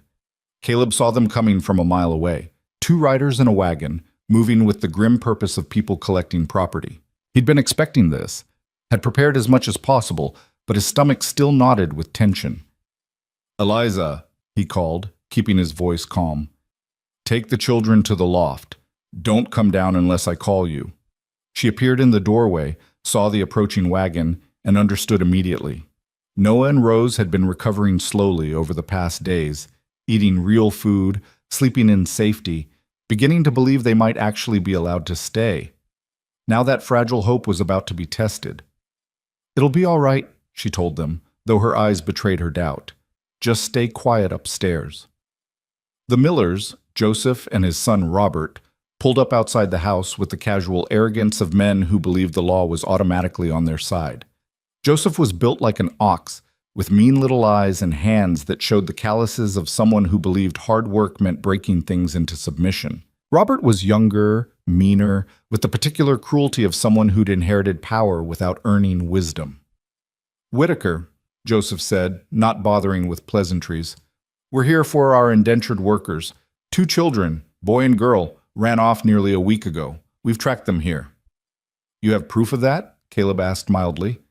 We have their tracks leading straight to your property. We have rights under territorial law to reclaim escaped indentures. And we have a warrant. Joseph pulled out a folded paper, waved it like a weapon. Let me see it. Joseph hesitated, clearly not used to having his authority questioned, but finally handed over the warrant. Caleb read it carefully, noting the details. Standard legal language properly signed by a judge in the Southern District. On the surface, completely legitimate. This warrant is from Judge Harrison in the Southern District, Caleb said. We're in the Northern District. He has no jurisdiction here. The hell he doesn't? Territorial law is clear, Caleb continued, his voice level. Warrants for indentured recovery must be issued by a judge with jurisdiction over the location where the indentures are found, not where they escaped from. This warrant is invalid. Robert Miller's face flushed. You think you're smart, don't you? Hiding behind legal technicalities? I'm not hiding behind anything. I'm insisting on proper legal procedure, which is my right and my obligation. Caleb folded the warrant, handed it back. Get a proper warrant from Judge Morrison in patience, and we can discuss this further. We're not leaving without those children, Joseph said, his voice dropping to a dangerous rumble. One way or another, we're taking what's ours. Caleb's hand moved to the rifle leaning against the doorframe, a casual gesture that nonetheless made his position clear. You're welcome to try, but I should mention that my wife has already sent word to the territorial marshal about the condition those children were in when they arrived. Malnutrition, infected wounds, signs of systematic abuse beyond any reasonable standard of discipline. If you escalate this to violence, you'll be answering questions about why 2 children preferred starvation in the wilderness to your care. It was a bluff. They hadn't contacted the marshal yet, but Joseph Miller's sudden uncertainty suggested the threat hit home. You've got no proof of abuse, Robert said, but his voice lacked conviction. I have the children's testimony. I have documented injuries. I have my own observations as a witness. And I have Tom Brennan's statement about the conditions on your farm. He's delivered feed there for 3 years, and he's kept detailed records. You want to fight this in court? We'll fight it. But you're not taking those children today. Joseph Miller's face went through several shades of red before settling on a dangerous purple. This isn't over, Whitaker. You're already facing the Cartwrights in court. You really want to add us to your list of enemies? I don't want enemies at all, Caleb said honestly. I want to be left alone on my land with my family. But if you force the issue, yes, I'll fight you both. And I'll win, because I have the truth on my side. Truth, Joseph spat the word like a curse. Truth is whatever the judge says it is, and judges favor people with money and standing. You're a dirt farmer with delusions of righteousness. Maybe so, but I'm a dirt farmer who knows the law, who's documented everything properly, and who's not afraid of you. Caleb straightened, making his full height clear. Now get off my land. Come back with a valid warrant and a willingness to explain those children's condition to a proper court, or don't come back at all. For a moment, Caleb had thought Joseph might actually try violence. The man's hand moved toward his belt, where a pistol hung in a worn holster. But Robert grabbed his father's arm, murmured something Caleb couldn't hear, and Joseph subsided with visible effort. This isn't over, he repeated, climbing back onto the wagon. I know, Caleb said, but today it is. They rode away in a cloud of dust and fury, leaving Caleb standing in his doorway, adrenaline making his hands shake slightly. He'd just made powerful enemies even more determined to destroy him, all for 2 children he'd known less than a week. But when he turned and saw Eliza descending the ladder with Noah and Rose clinging to her skirts, saw the hope beginning to bloom in their hollow faces, he knew he'd made the right choice, even if it cost him everything. Are they gone? Noah asked, his voice small. For now, Caleb said. But they'll be back with proper paperwork. We need to be ready. What do we do? Eliza asked. Caleb looked at his wife, at the children, at the home they'd been building together. 3 weeks ago, he'd been alone, needing nothing, asking for nothing, existing in careful isolation. Now he had a family, imperfect, improvised, legally questionable, but real in ways that mattered more than paperwork. We fight, he said simply. All of us, together. We document everything. We prepare our case, and we show the court that these children are better off here than anywhere else. And if that means taking on the Cartwrights and the Millers simultaneously, then that's what we do, Eliza finished. Noah looked between them, something that might have been trust flickering in his wary eyes. Rose just burrowed deeper into Eliza's skirts, but her grip had relaxed slightly, the terror easing into something that looked almost like security. They had 2 weeks before the Helena hearing, 2 weeks to prepare for a legal battle that would determine not just their homestead, but the future of 2 children whose only crime was wanting to survive. It wasn't enough time. It would have to be enough anyway. Because Caleb Whitaker had learned something in the weeks since his impulsive marriage proposal outside a chapel. Some things were worth fighting for, even when the odds were impossible. Especially when the odds were impossible. The journey to Helena took 4 days, and they traveled as a family. Caleb had argued for leaving the children behind with Tom Brennan, citing the hardship of the trail and the uncertainty of what they'd face in court. But Eliza had been adamant, and Noah's quiet determination had settled the matter. "We need to tell our story," the boy had said, standing straighter than his 8 years should allow. "A judge needs to see what the Millers did, not just hear about it. Rose and me, we're the proof." So they'd packed carefully, food for the journey, camping gear, and the documentation that might save them all. Eliza had sewn new clothes for the children from the fabric they'd bought in Patience, simple but clean, evidence of care that spoke louder than words. Noah's shirt fit properly for the first time in memory, and Rose had a dress that wasn't held together by hope and threadbare wishes. The children rode double on one of the pack horses, Rose in front of Noah, both clinging to each other, and the saddle with equal determination. They were still too thin, still bore the marks of their treatment, but 3 weeks of regular food and safety had begun the slow work of healing. On the second night, camped beside a creek with stars thick as spilled salt overhead, Rose spoke for the first time since they'd found her in the garden. "Will they make us go back?" Her voice was barely a whisper, but in the quiet of the wilderness, it carried like a shout. Eliza, who'd been mending a tear in Noah's jacket, set down her work and gathered the little girl into her lap. "Not if we can help it." "But what if you can't?" Rose's eyes were old in her young face, already acquainted with the ways promises broke and hope turned to ash. "What if the judge says we have to?" "Then we'll find another way," Caleb said, surprising himself with the certainty in his voice. "There's always another way." Noah looked at him skeptically, clearly a child who'd learned that adult promises were usually lies dressed in kind words. "Like what?" "Like we take you somewhere the Millers can't reach. Canada, maybe, or California. Somewhere you can start over with new names, new lives." Caleb hadn't actually considered this plan until the words left his mouth, but once spoken, it felt right. "I'm not letting you go back to people who nearly killed you through neglect and cruelty. That's not negotiable." "You'd do that?" Noah's voice cracked. "Give up your land, your home, run from the law, for us?" "Yes," Eliza said simply, and Caleb nodded his agreement. The children stared at them, like they were speaking a foreign language, like the concept of adults sacrificing for children was so alien it couldn't be processed. And maybe it was, Caleb thought grimly, for 2 kids who'd been treated as property, as inconvenient labor to be worked until they broke. "Why?" Rose whispered. "We're nobody.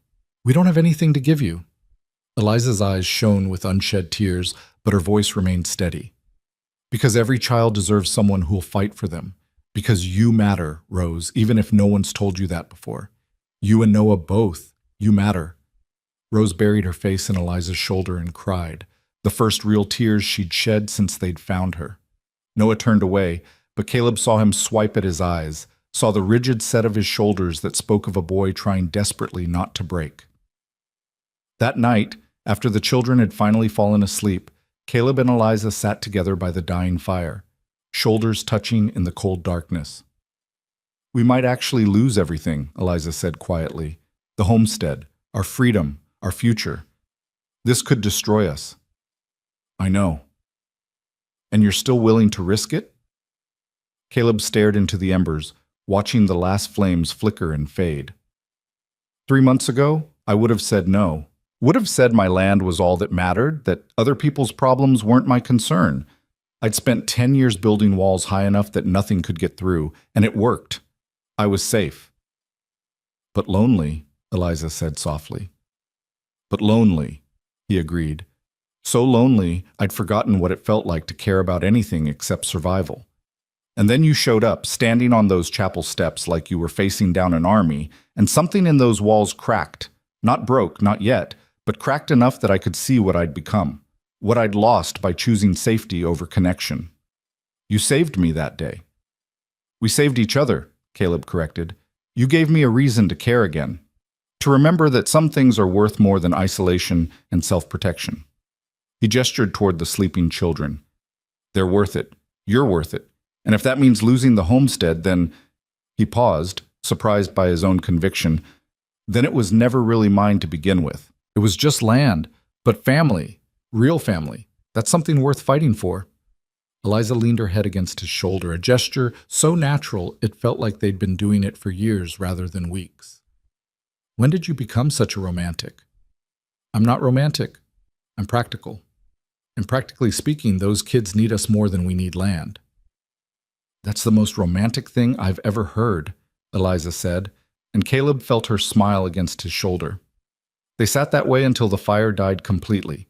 Two people who'd started as strangers held together now by something stronger than legal contracts or practical arrangements, something that felt dangerously close to love, though neither was quite ready to name it yet. Helena rose from the valley like a promise and a threat, all brick buildings and territorial ambition, bigger and busier than anywhere Caleb had been in years. The streets churned with miners and merchants, freighters and farmers, the whole messy machinery of civilization condensed into mud streets and false-fronted optimism. Marcus Reed's office occupied the second floor of a building near the courthouse, cramped and paper-strewn but organized in the way only a sharp legal mind could achieve. Reed himself was in his 50s, wire-thin and intense, with the kind of eyes that missed nothing and forgot less. "Whitaker," he said, standing to shake Caleb's hand. "Been a long time. You look like hell." "Feel like it too," Caleb admitted. "This is my wife, Eliza. And Noah and Rose, they're part of what we need to discuss." Reed's sharp gaze took in the children, cataloging their too-thin frames, their wary expressions, the way they pressed close to Eliza like she was their only safety. "The Miller case. Brennan's letter mentioned it, but I didn't realize you'd actually kept them." "We couldn't send them back," Eliza said firmly. "Not to that. Legally, you should have. Morally," Reed shrugged. "Morality and law don't always align. Sit down, all of you. We have a lot to cover and not much time." He spread papers across his desk. The Cartwright lawsuit, the Miller indenture claim, witness statements, legal precedents. The sheer volume was overwhelming, a forest of documentation that would take days to read properly. "The Cartwright case is straightforward fraud," Reed began. "They're claiming your marriage was a sham designed to cheat Daniel out of his bride and damage his reputation. Their evidence is circumstantial: the speed of your marriage, the lack of traditional courtship, your isolation from society. They're painting you as a predator, Whitaker, and Mrs. Whitaker as either your victim or your accomplice." "That's absurd," Eliza said. "Caleb offered me a choice when I had none. How is that predatory?" "Because the Cartwrights have money to make their version of events sound convincing. They've produced witnesses who will testify that Daniel was devoted to you, that he only fled because he discovered evidence of your infidelity." "That's a lie," Eliza interrupted, her voice sharp as broken glass. "Daniel Cartwright ran because he owed money across 3 territories and thought he could use me as an excuse. I never touched him, never even liked him particularly.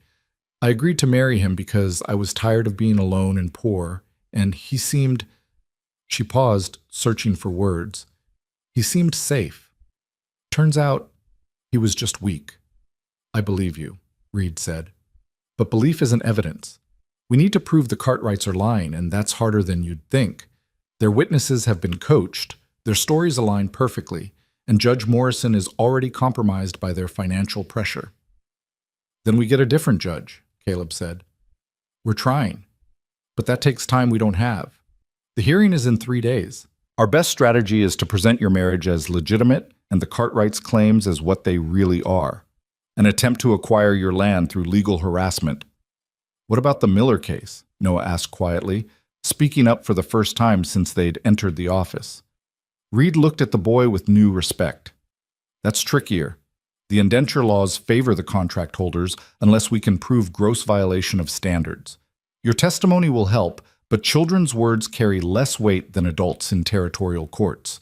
We need physical evidence of abuse, medical documentation, photographs if possible, third-party witnesses who've seen the Miller farm."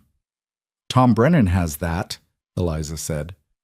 "He sent his statement, 3 years of deliveries, detailed observations of the children's condition, records of complaints he made that were ignored."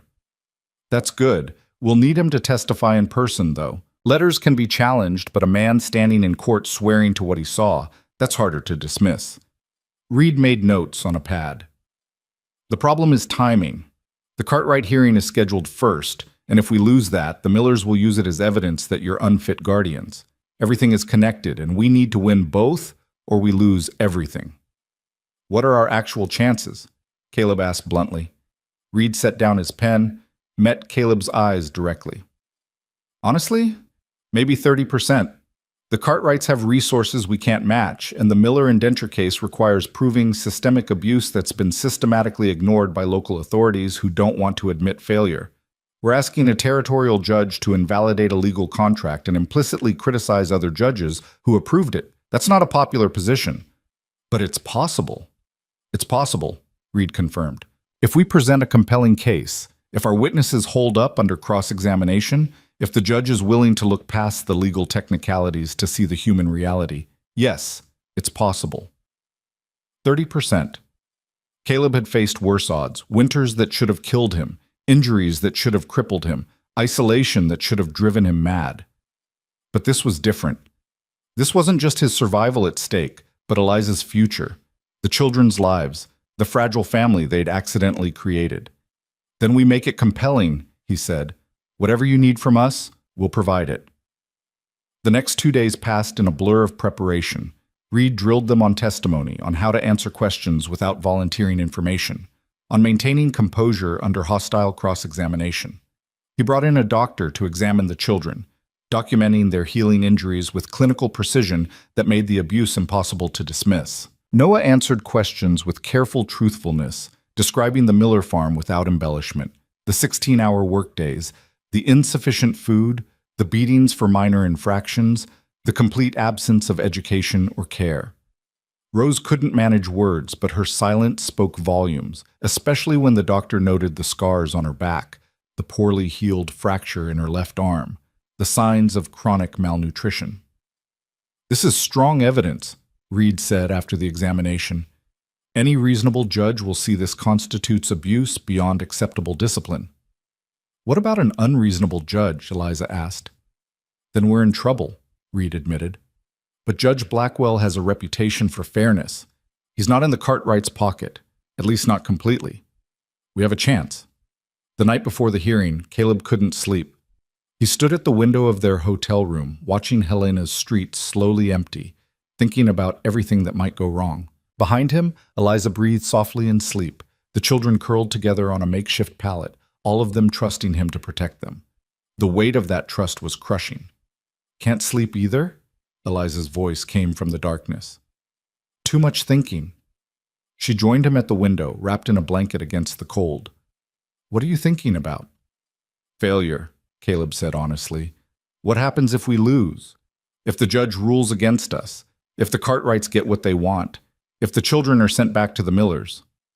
Then we run, Eliza said simply. Like you promised. We take the children and disappear into territory so remote the law can't reach us. We start over with nothing, and we build again. You do that? Give up everything? Caleb, I had nothing when you found me. Nothing but a ruined dress and a reputation destroyed by lies.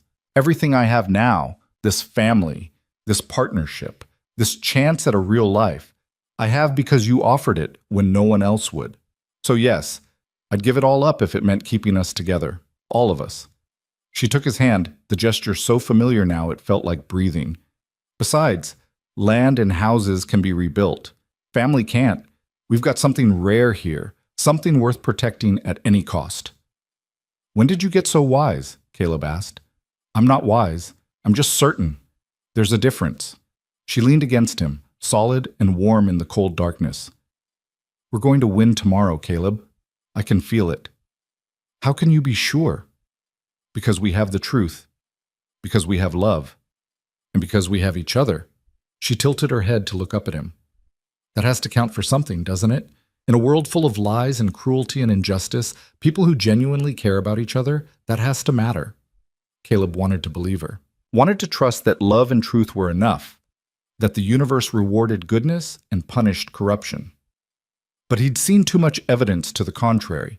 had watched too many good people ground down by systems designed to favor the powerful. Still, standing there in the darkness with Eliza warm against his side and two sleeping children trusting them for protection, he found himself hoping she was right. The courtroom filled early, packed with spectators drawn by the promise of drama.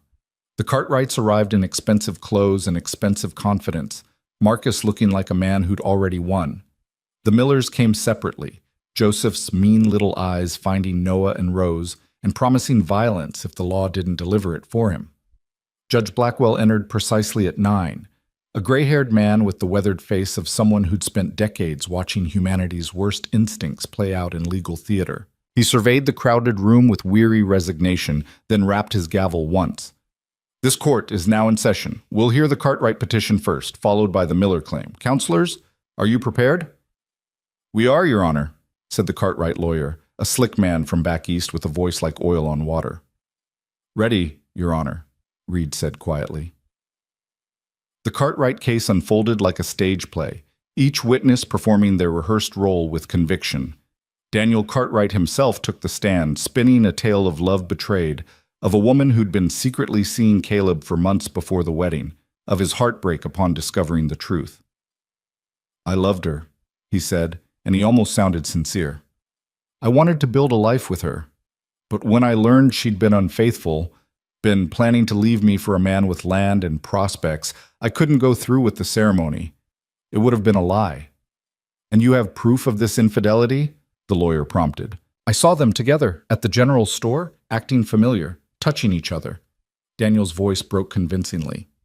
"I knew then that she'd never really wanted me. I was just a stepping stone to something better." It was pure fiction, but it sounded believable. Several people in the gallery murmured, the tide of public opinion shifting.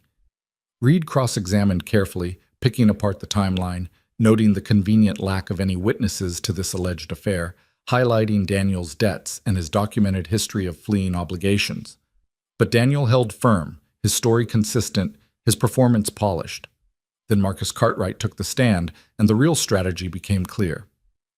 "This isn't just about my brother's heartbreak," he said smoothly. "It's about a pattern of predatory behavior. Mr. Whitaker has been isolated on that homestead for years, refusing normal society, building who knows what kind of life out there. Then suddenly he appears in town, and within hours has convinced a vulnerable woman to marry him and sign over any potential claims. Within weeks he's harboring runaway children, building what looks like," he paused for effect, "like a compound for people he's collected." "Objection," Reed said sharply. "Counsel is speculating wildly." "I'll allow it," Judge Blackwell said. "But get to your point, Mr. Cartwright." "My point is that we're not just dealing with a questionable marriage. We're dealing with someone who shows a pattern of taking advantage of desperate people, a woman with no prospects, children with no protection. The court needs to consider whether Mr. Whitaker is fit to hold property at all, let alone have guardianship of vulnerable individuals." It was brilliant and vicious, connecting the two cases into a larger narrative of predation and abuse. Caleb felt the courtroom's mood shift, felt people looking at him with new suspicion. "Mr. Reed," Judge Blackwell said, "your response?" Reed stood, his thin frame radiating controlled fury. "Your Honor, I'd like to call Mrs. Eliza Whitaker to the stand." Eliza walked to the witness box with her head high, dressed in the simple blue dress she'd made from the fabric they'd bought in Patience. She looked like what she was, a working woman, practical and strong, with nothing to hide. Reed took her through her story methodically, her childhood, her years in the orphanage, her work for the Hadleys, her acceptance of Daniel's proposal out of practical necessity rather than love, his abandonment at the altar, the town's judgment, Caleb's offer. "Did you love Daniel Cartwright?" Reed asked. "No," Eliza said clearly. "I barely knew him. We'd spoken maybe a dozen times before he proposed. I accepted because I was 26 years old with no family and no prospects, and marriage seemed better than dying alone." "Did you have an affair with Caleb Whitaker before your wedding to Daniel?" "No. I'd never even seen Mr. Whitaker before that day. I didn't know he existed until he offered to help me." "So why did you accept his proposal? A stranger offering marriage. Most women would refuse." Eliza was quiet for a moment, choosing her words carefully. Because he offered me a choice when I had none. Because he looked at me standing on those chapel steps, humiliated and abandoned, and instead of judgment, I saw— She paused, eyes finding Caleb's. I saw recognition, like he knew exactly what it felt like to be unwanted and alone. And I thought, if I'm going to trust my life to someone, better a man who understands suffering than one who's never known it. And has your marriage been what you expected? No, Eliza said, and Caleb's heart sank until she continued. It's been better. It's been a real partnership built on mutual respect and honest work. Caleb treats me as an equal, not as property or decoration. We've built a home together, a life together. And when those children showed up starving and desperate, we both knew we had to help them because we remembered what it felt like to be them. That's not predatory behavior, Your Honor. That's human decency. The Cartwright lawyer stood for cross-examination, trying to shake her testimony, to find contradictions or admissions of guilt. But Eliza held firm, answering each question with calm honesty that was harder to dismiss than any passionate defense. Then it was Caleb's turn. He took the stand feeling like he was walking to his own execution, acutely aware of every eye watching, judging, finding him wanting.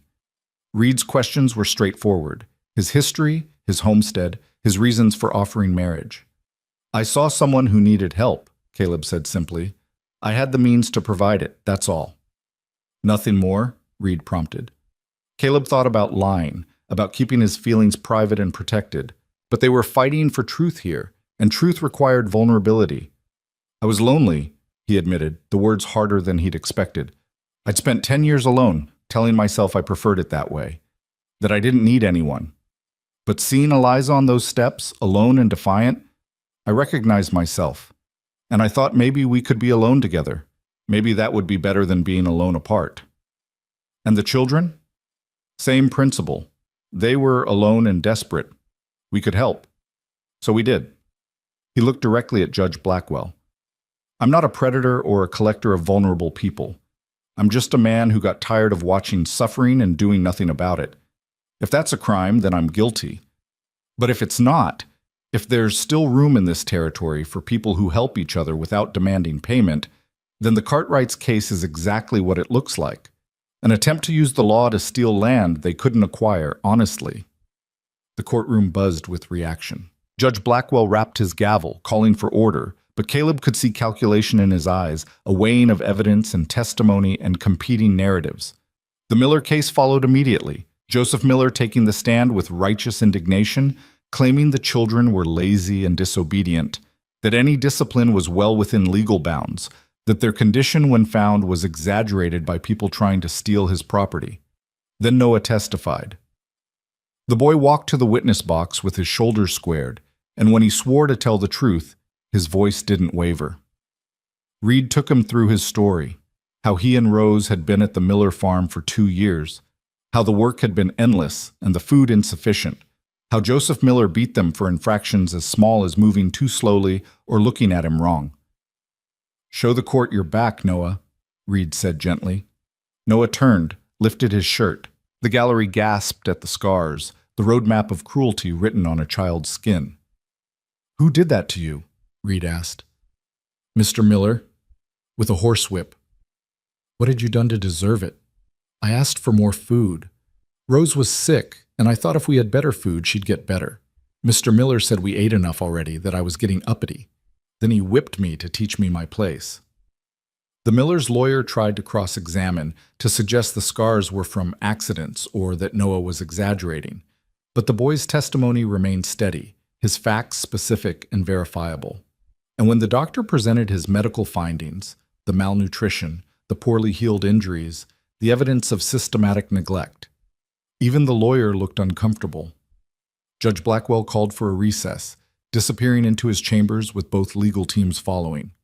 Caleb and Eliza waited with the children in the hallway, none of them speaking, all of them holding their breath. An hour passed, then another.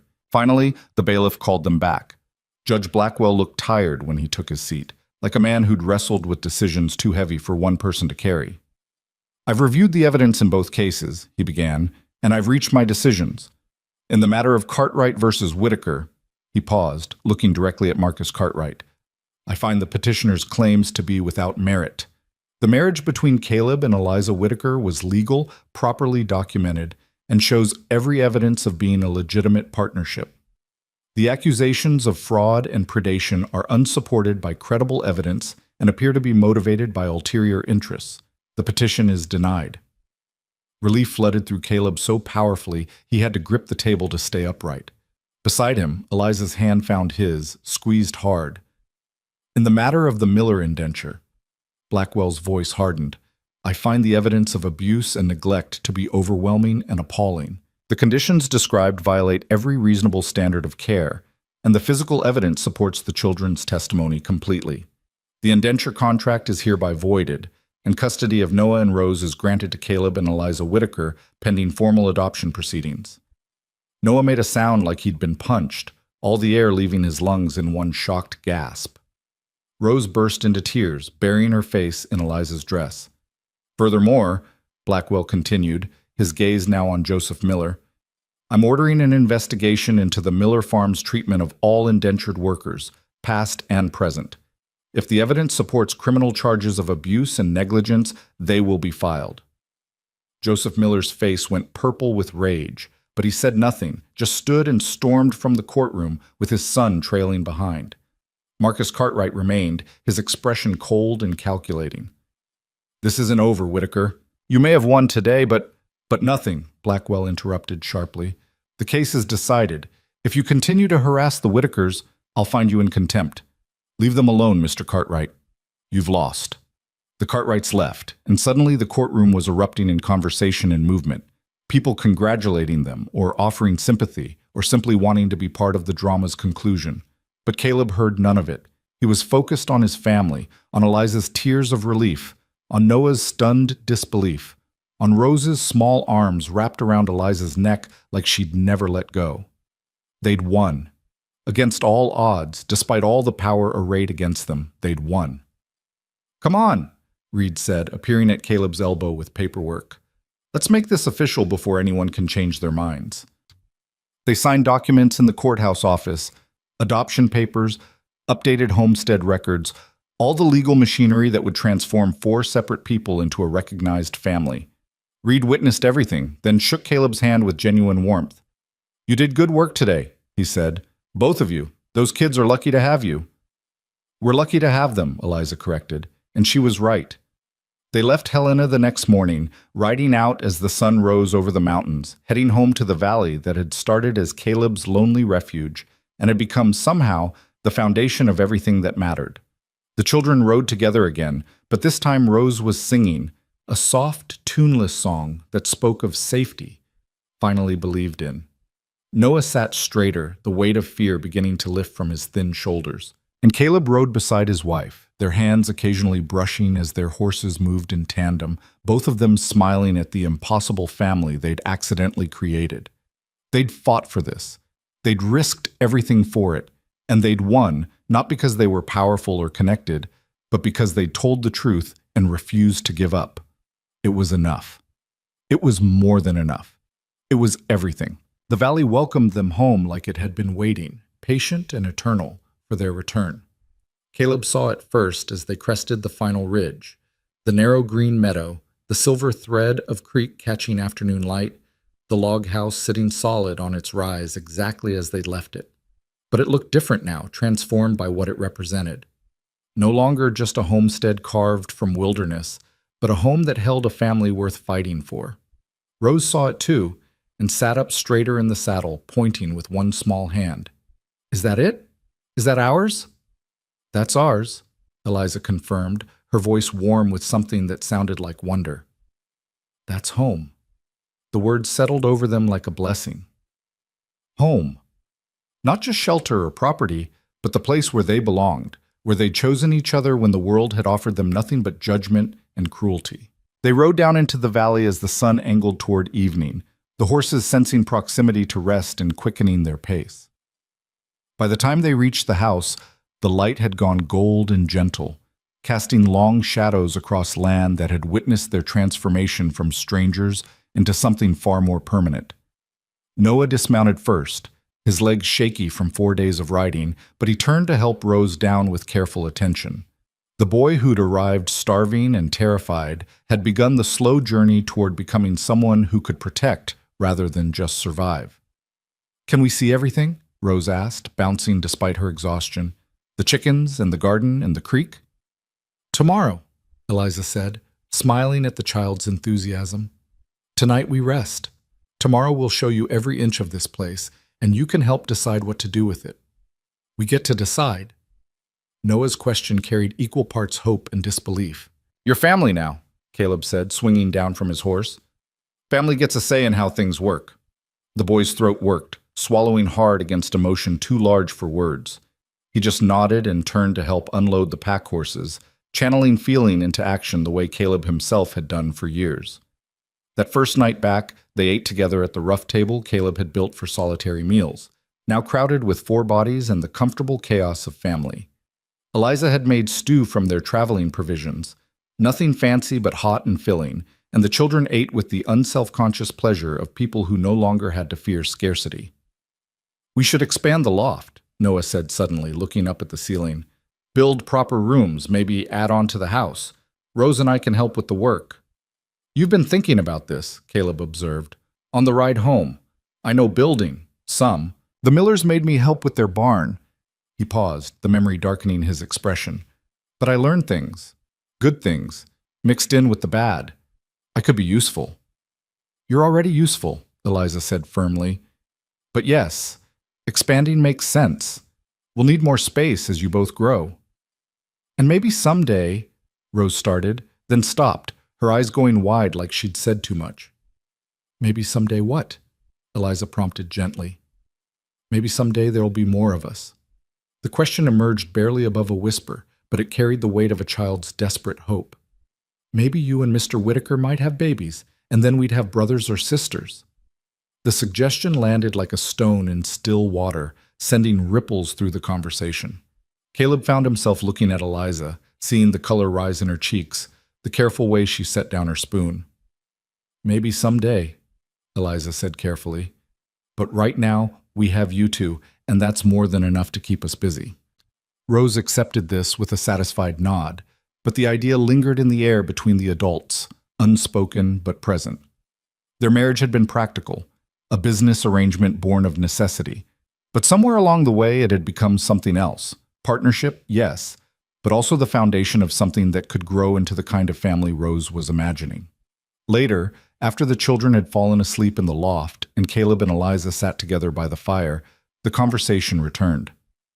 "She wants siblings," Eliza said quietly, staring into the flames. "She wants us to be real parents, not just guardians." "We are real parents," Caleb said. "The papers say so." "You know what I mean." Eliza's hands twisted in her lap, uncharacteristically uncertain. "She wants us to have—" She stopped, frustrated by her own inability to name it. "She wants us to be in love," Caleb finished. "Wants this to be a real marriage, not just a legal convenience." "And is it?" The question emerged soft but direct. "A legal convenience." Caleb considered lying, or deflecting, or hiding behind the same walls he'd maintained for 10 years before Eliza had appeared.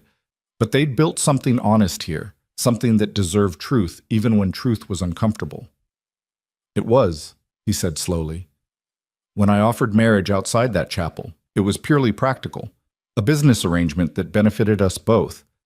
But somewhere along the way," he paused, searching for words that had never come easily, "somewhere along the way, it stopped being just business." "When?" Eliza asked, and there was something vulnerable in her voice, something that needed this answer. "The night Bessie got bloated. When you sat with her without hesitating, got covered in barn muck and cow spit, and never once complained or asked for anything in return.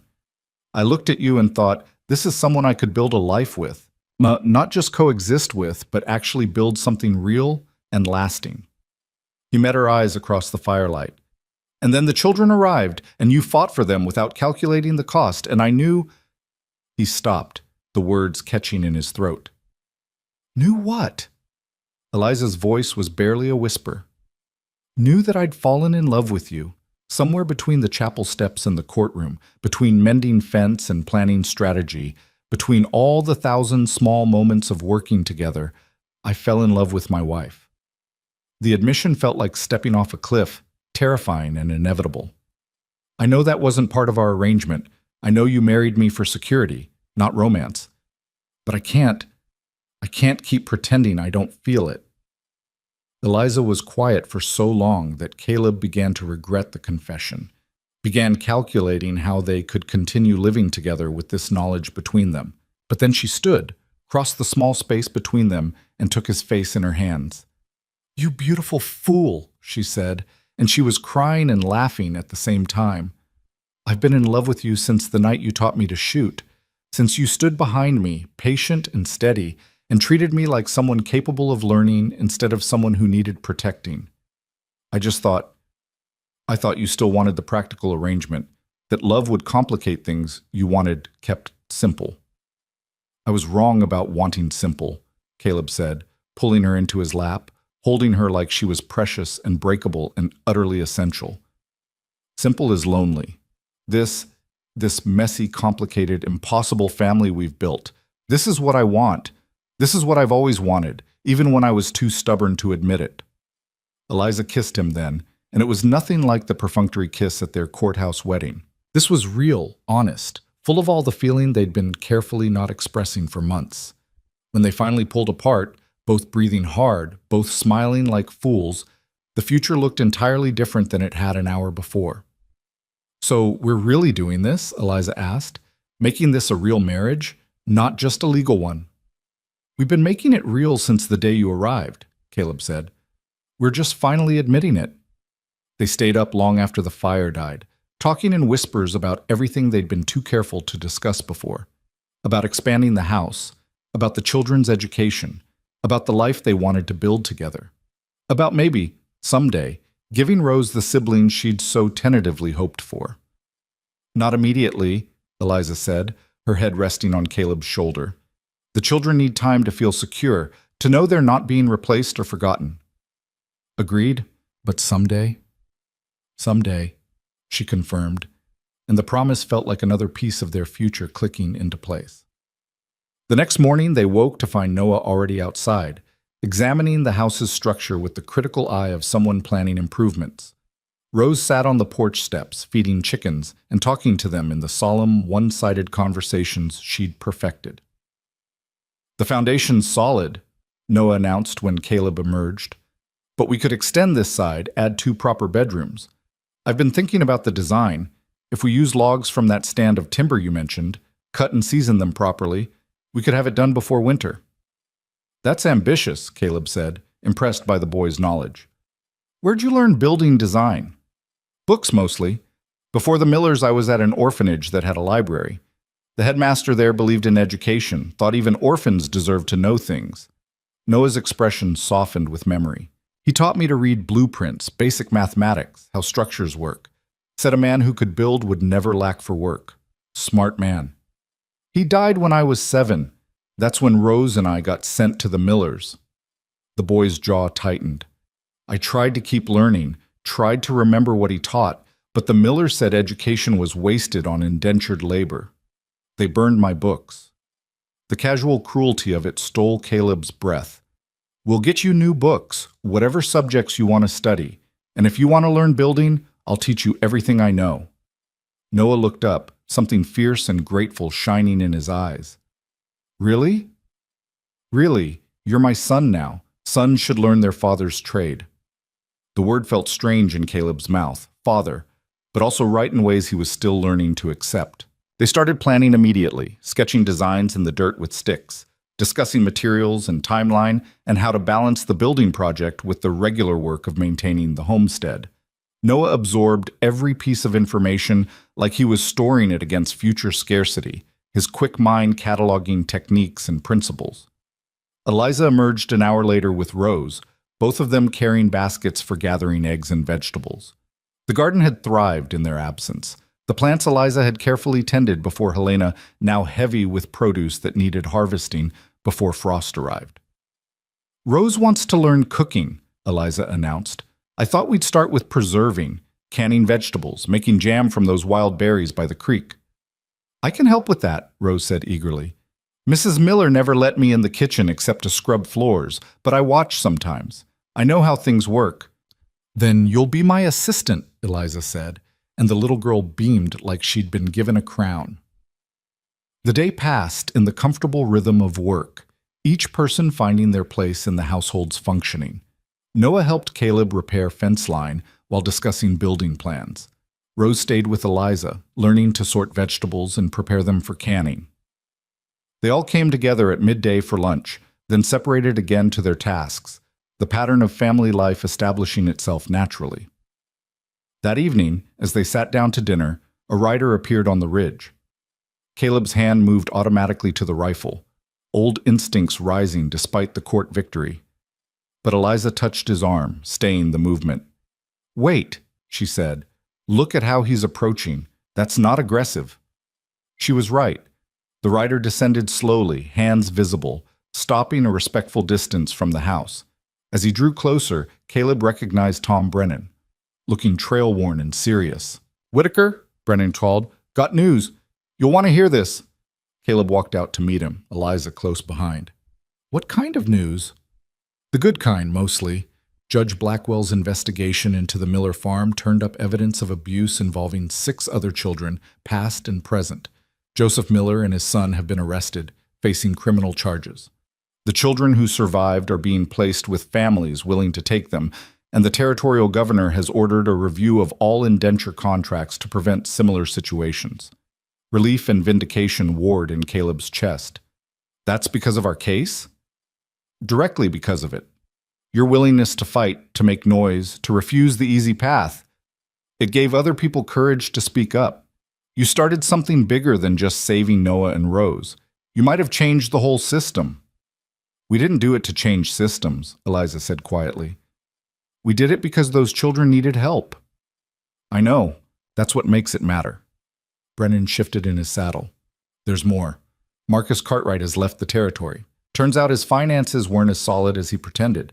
He'd been using his family's name to secure credit he couldn't repay. When the court case went against him, his creditors started asking questions. Rather than face the consequences, he fled. His ranch is being sold to settle debts." "And Daniel?" Caleb asked. "Disappeared with his brother. Good riddance to both, in my opinion." Brennan allowed himself a small smile. "The point is, you're clear. No more legal threats, no more powerful enemies plotting your destruction. You can just live." The concept felt almost foreign. Just live. Build their home. Raise their children. Exist without constantly looking over their shoulders for the next attack. "Thank you," Caleb said, offering his hand, "for bringing the news, for helping us when you didn't have to." Brennan shook firmly. "You helped me once, when you could have destroyed me instead. I don't forget debts, Whitaker. We're square now." He tipped his hat to Eliza. "Ma'am, you take care of that stubborn husband of yours." "I will," Eliza said, smiling. "And Tom, thank you for everything." They watched him ride away into the gathering dusk, carrying with him the last remnants of threat and uncertainty. When he disappeared over the ridge, Caleb felt something release in his chest, some tension he'd been carrying for so long he'd forgotten it was there. "It's really over," Eliza said softly. "It's really over," Caleb confirmed. "We won. Not just in court, but completely. We're free." They stood together in the yard, watching the stars emerge, listening to the children's voices drifting from the house where Noah was teaching Rose to read, using one of the books from Caleb's small collection. The sound of family, of safety, of a future that stretched out bright and possible. "What do we do now?" Eliza asked. "Now?" Caleb pulled her close, breathing in the scent of wood smoke and sage that clung to her hair. "Now we live. We build that addition Noah's planning. We teach the children everything we know. We plant crops and raise livestock and make this homestead into something that lasts. We build a legacy." "Sounds perfect," Eliza said, and it did. The autumn passed in a blur of construction and preparation. True to his word, Noah proved to be a quick study in building, working alongside Caleb to frame out 2 new rooms on the house's eastern side.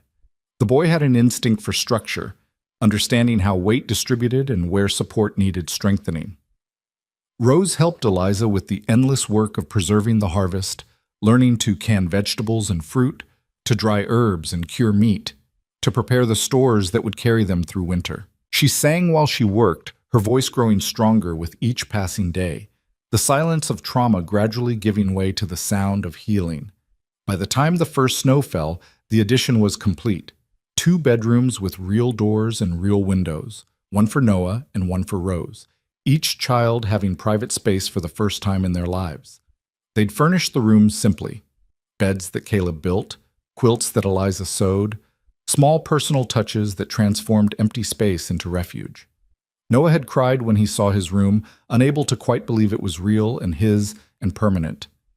Rose had simply curled up on her bed and fallen asleep, smiling, finally able to rest without fear. Winter settled over the valley with the particular peace of isolation. Snow piled high against the house, the creek froze to silence, and the family turned inward, creating warmth and connection in the cold darkness. They spent long evenings by the fire, reading aloud from books ordered from a catalog, teaching the children mathematics and history and all the learning the Millers had denied them. Caleb discovered he liked teaching, liked watching comprehension dawn in Noah's eyes when a difficult concept clicked, liked Rose's endless questions about how things worked and why. Eliza proved to be a patient instructor, never frustrated by repetition, always finding new ways to explain when the first approach didn't work. They also told stories, trading tales from their different childhoods, weaving together a family history from disparate threads. Noah and Rose learned about Caleb's mother, the washerwoman who'd loved her son fiercely despite poverty and social rejection. They heard about Eliza's father, the trapper who'd taught his daughter to read the land before illness took him. The children shared their own memories, the kind orphanage headmaster, the books they'd loved, the sister and brother bond forged in survival. "We're all orphans," Rose observed one night, her child's directness cutting through complexity. "All of us lost the families we started with, but we found each other instead." "We did," Eliza agreed, pulling the girl close.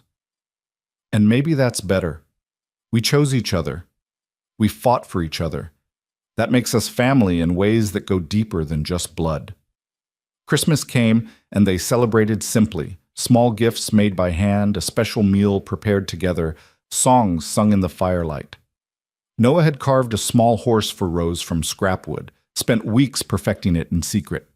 Rose had sewn a bookmark for Noah, her stitching careful and proud. Eliza had made Caleb a new shirt, fitted properly unlike the rough garments he usually wore. Caleb had crafted each child a small chest for keeping treasures, and given Eliza the silver bracelet he'd ordered months ago, intending it for some future occasion, but deciding that now was perfect enough.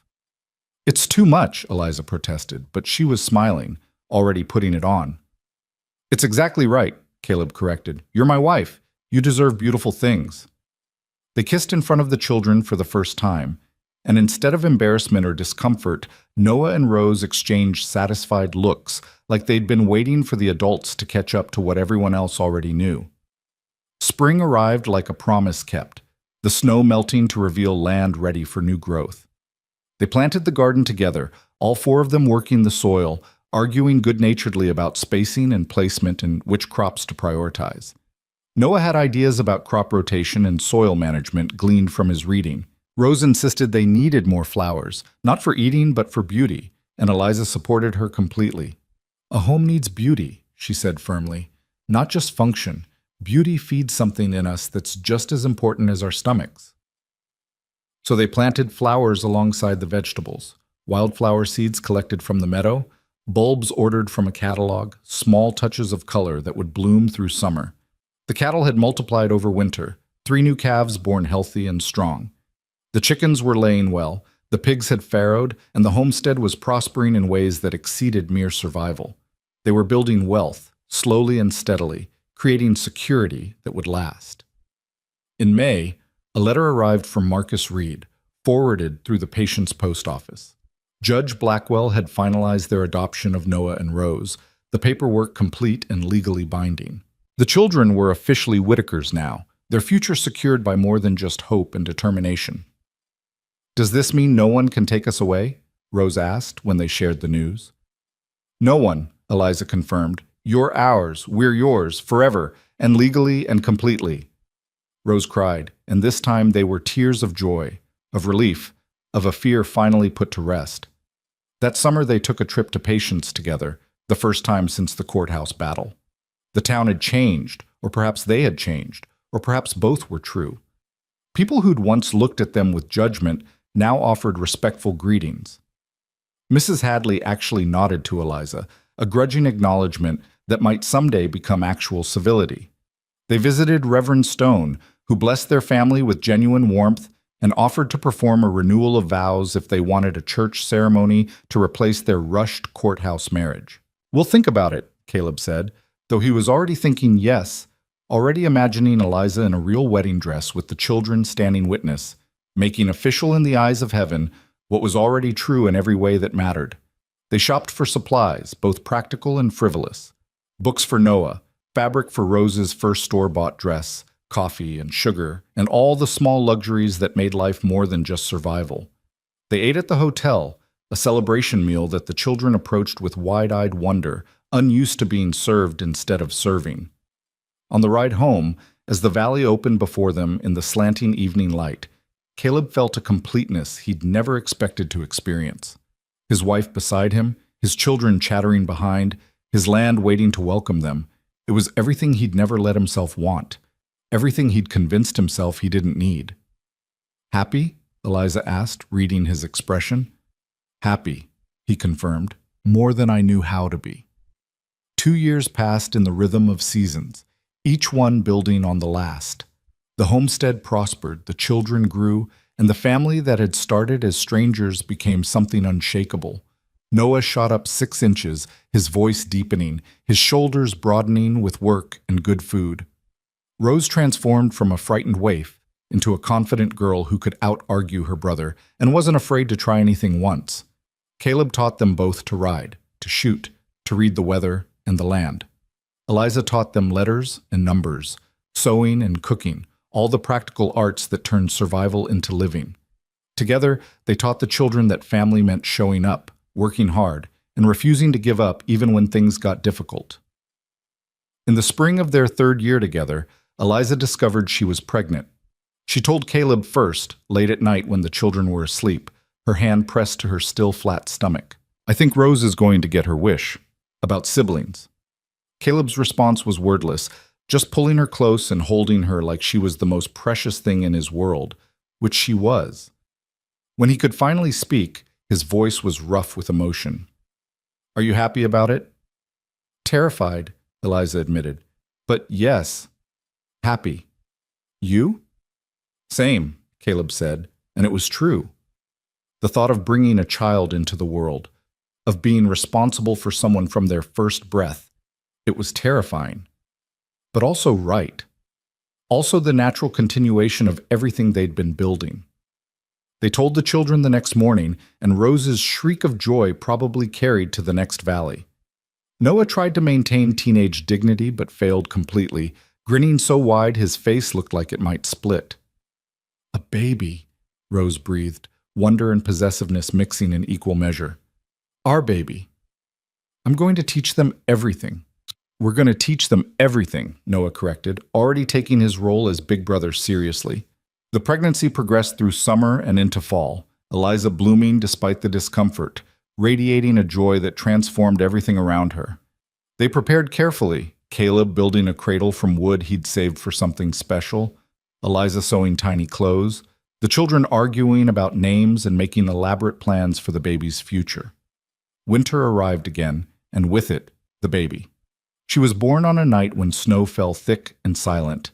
Eliza laboring for 12 hours with a midwife from Patience in attendance, and Caleb pacing outside the bedroom door, useless and terrified.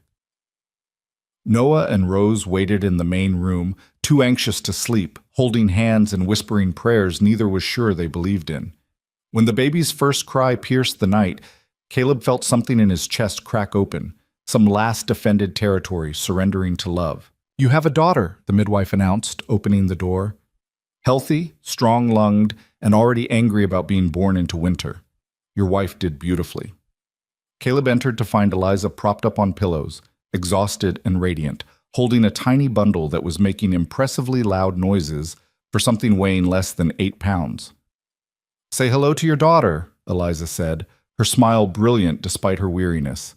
Caleb took the baby with shaking hands, looking down into a small red face scrunched in protest at the world's general unfairness. She was perfect. Impossibly small. Impossibly precious. Impossibly his. "What should we name her?" he asked. "I was thinking Sarah," Eliza said. "After your mother, if that's all right?"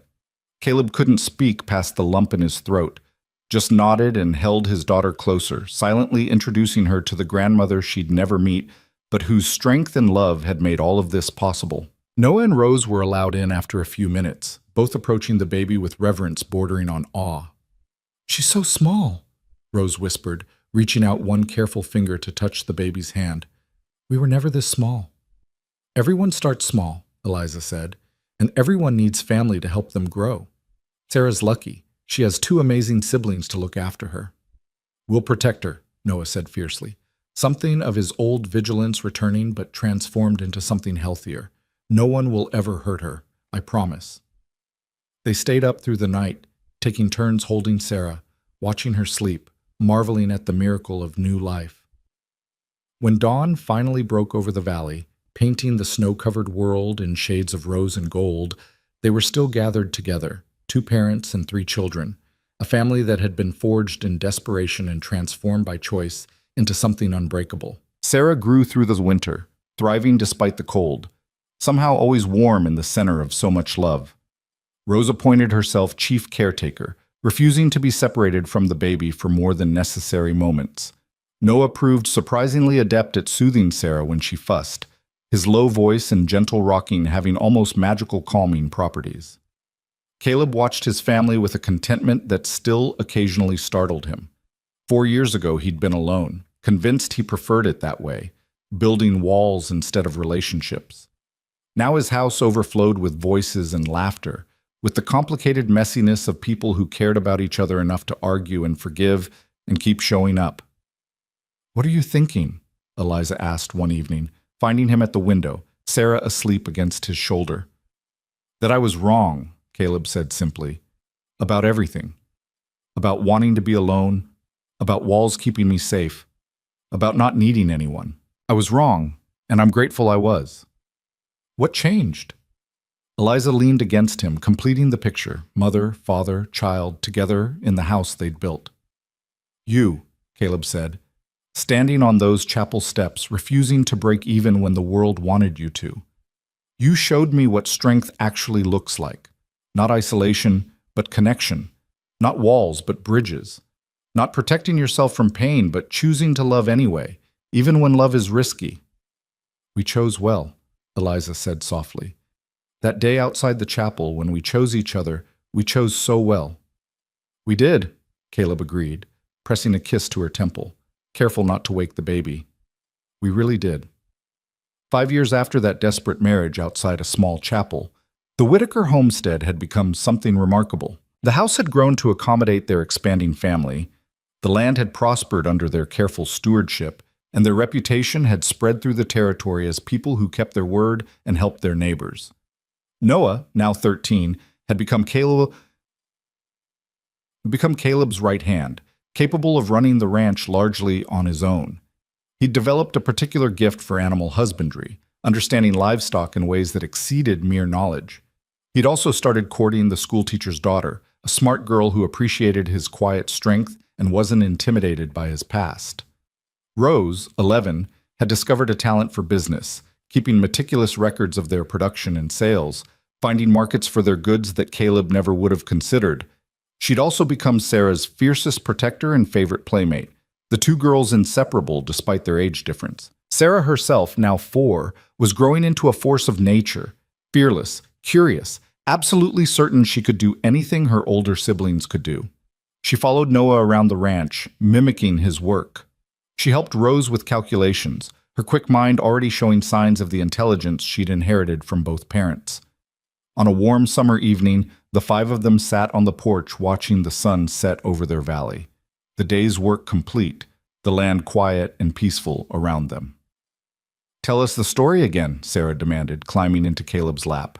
About how you and Mama met. It had become her favorite tale, requested endlessly, each telling slightly different, but the core always the same. Well, Caleb began, exchanging a smile with Eliza. It started with a chapel and a woman who refused to give up, even when the whole world thought she should. As he told the story, their story, the family's origin tale, Caleb looked at the people gathered around him and felt the full weight of what they'd built. Not just a homestead, not just a legal family, but something far more profound. They'd all been unwanted once. All of them had stood alone, facing a world that had no place for them, no interest in their survival. But they'd found each other in that wilderness of rejection, and they'd chosen, actively, deliberately, repeatedly, to build something better. Caleb had offered Eliza marriage, not from love, but from recognition, from understanding what it meant to be disposable. She'd accepted not from affection, but from desperation, from the knowledge that she had nowhere else to turn. They'd kept Noah and Rose not because it was easy or safe, but because abandoning them would have meant abandoning their own younger selves. And from those pragmatic, desperate choices had grown something beautiful. A love that was earned rather than assumed. A family that was chosen rather than inherited. A home that represented not escape from the world, but engagement with it on their own terms. And they lived happily ever after? Sarah prompted, knowing the ending but needing to hear it anyway. They lived, Caleb corrected gently, pulling both his wife and youngest daughter close. Not always happily because life is hard and uncertain, but together. Always together. And that was better than happy. That was real. Rose and Noah moved closer, completing the circle, all of them touching in some way, connected by more than blood or law. Connected by choice, by shared struggle, by the daily decision to keep showing up for each other even when it was difficult. The sun finished setting, and stars began emerging in the darkening sky, the same stars that had witnessed their beginning. But where once those stars had looked down on a lonely man in a silent house and a desperate woman with nowhere to go, now they illuminated a family, imperfect, complicated, and absolutely unbreakable. In the valley that Caleb Whitaker had claimed for isolation, 5 people had learned that the opposite of loneliness wasn't being alone, but being together. That walls couldn't protect you from life, but family could help you survive it. That love wasn't a weakness or a trap, but the strongest foundation you could build on. They'd all been unwanted once, discarded, forgotten, deemed unworthy of care or consideration. But they'd found each other in that unwanted state, and together they'd built something that would last. Not because it was perfect, but because it was true. A family forged not in the easy times, but in the desperate ones. Not chosen from abundance, but from necessity. And all the stronger for it. As the stars wheeled overhead and the valley settled into night around them, the Whitakers sat together on their porch, 2 orphans, 2 rescued children, and 1 little girl who'd never know what it meant to be unwanted, and proved that sometimes the best families aren't the ones you're born into, but the ones you fight to create. They'd been given a choice when they had none, and they'd chosen each other. Every day since, they'd made that choice again, and they would keep making it for all the years to come, building a legacy, not of wealth or status, but of love, hard-won, fiercely protected, and absolutely worth every sacrifice it had required. In a land that took everything, they'd built something unbreakable. In a world that had deemed them worthless, they'd created worth beyond measure. And in the end, that was the only story that mattered. Not how they'd started, but what they'd become. Together.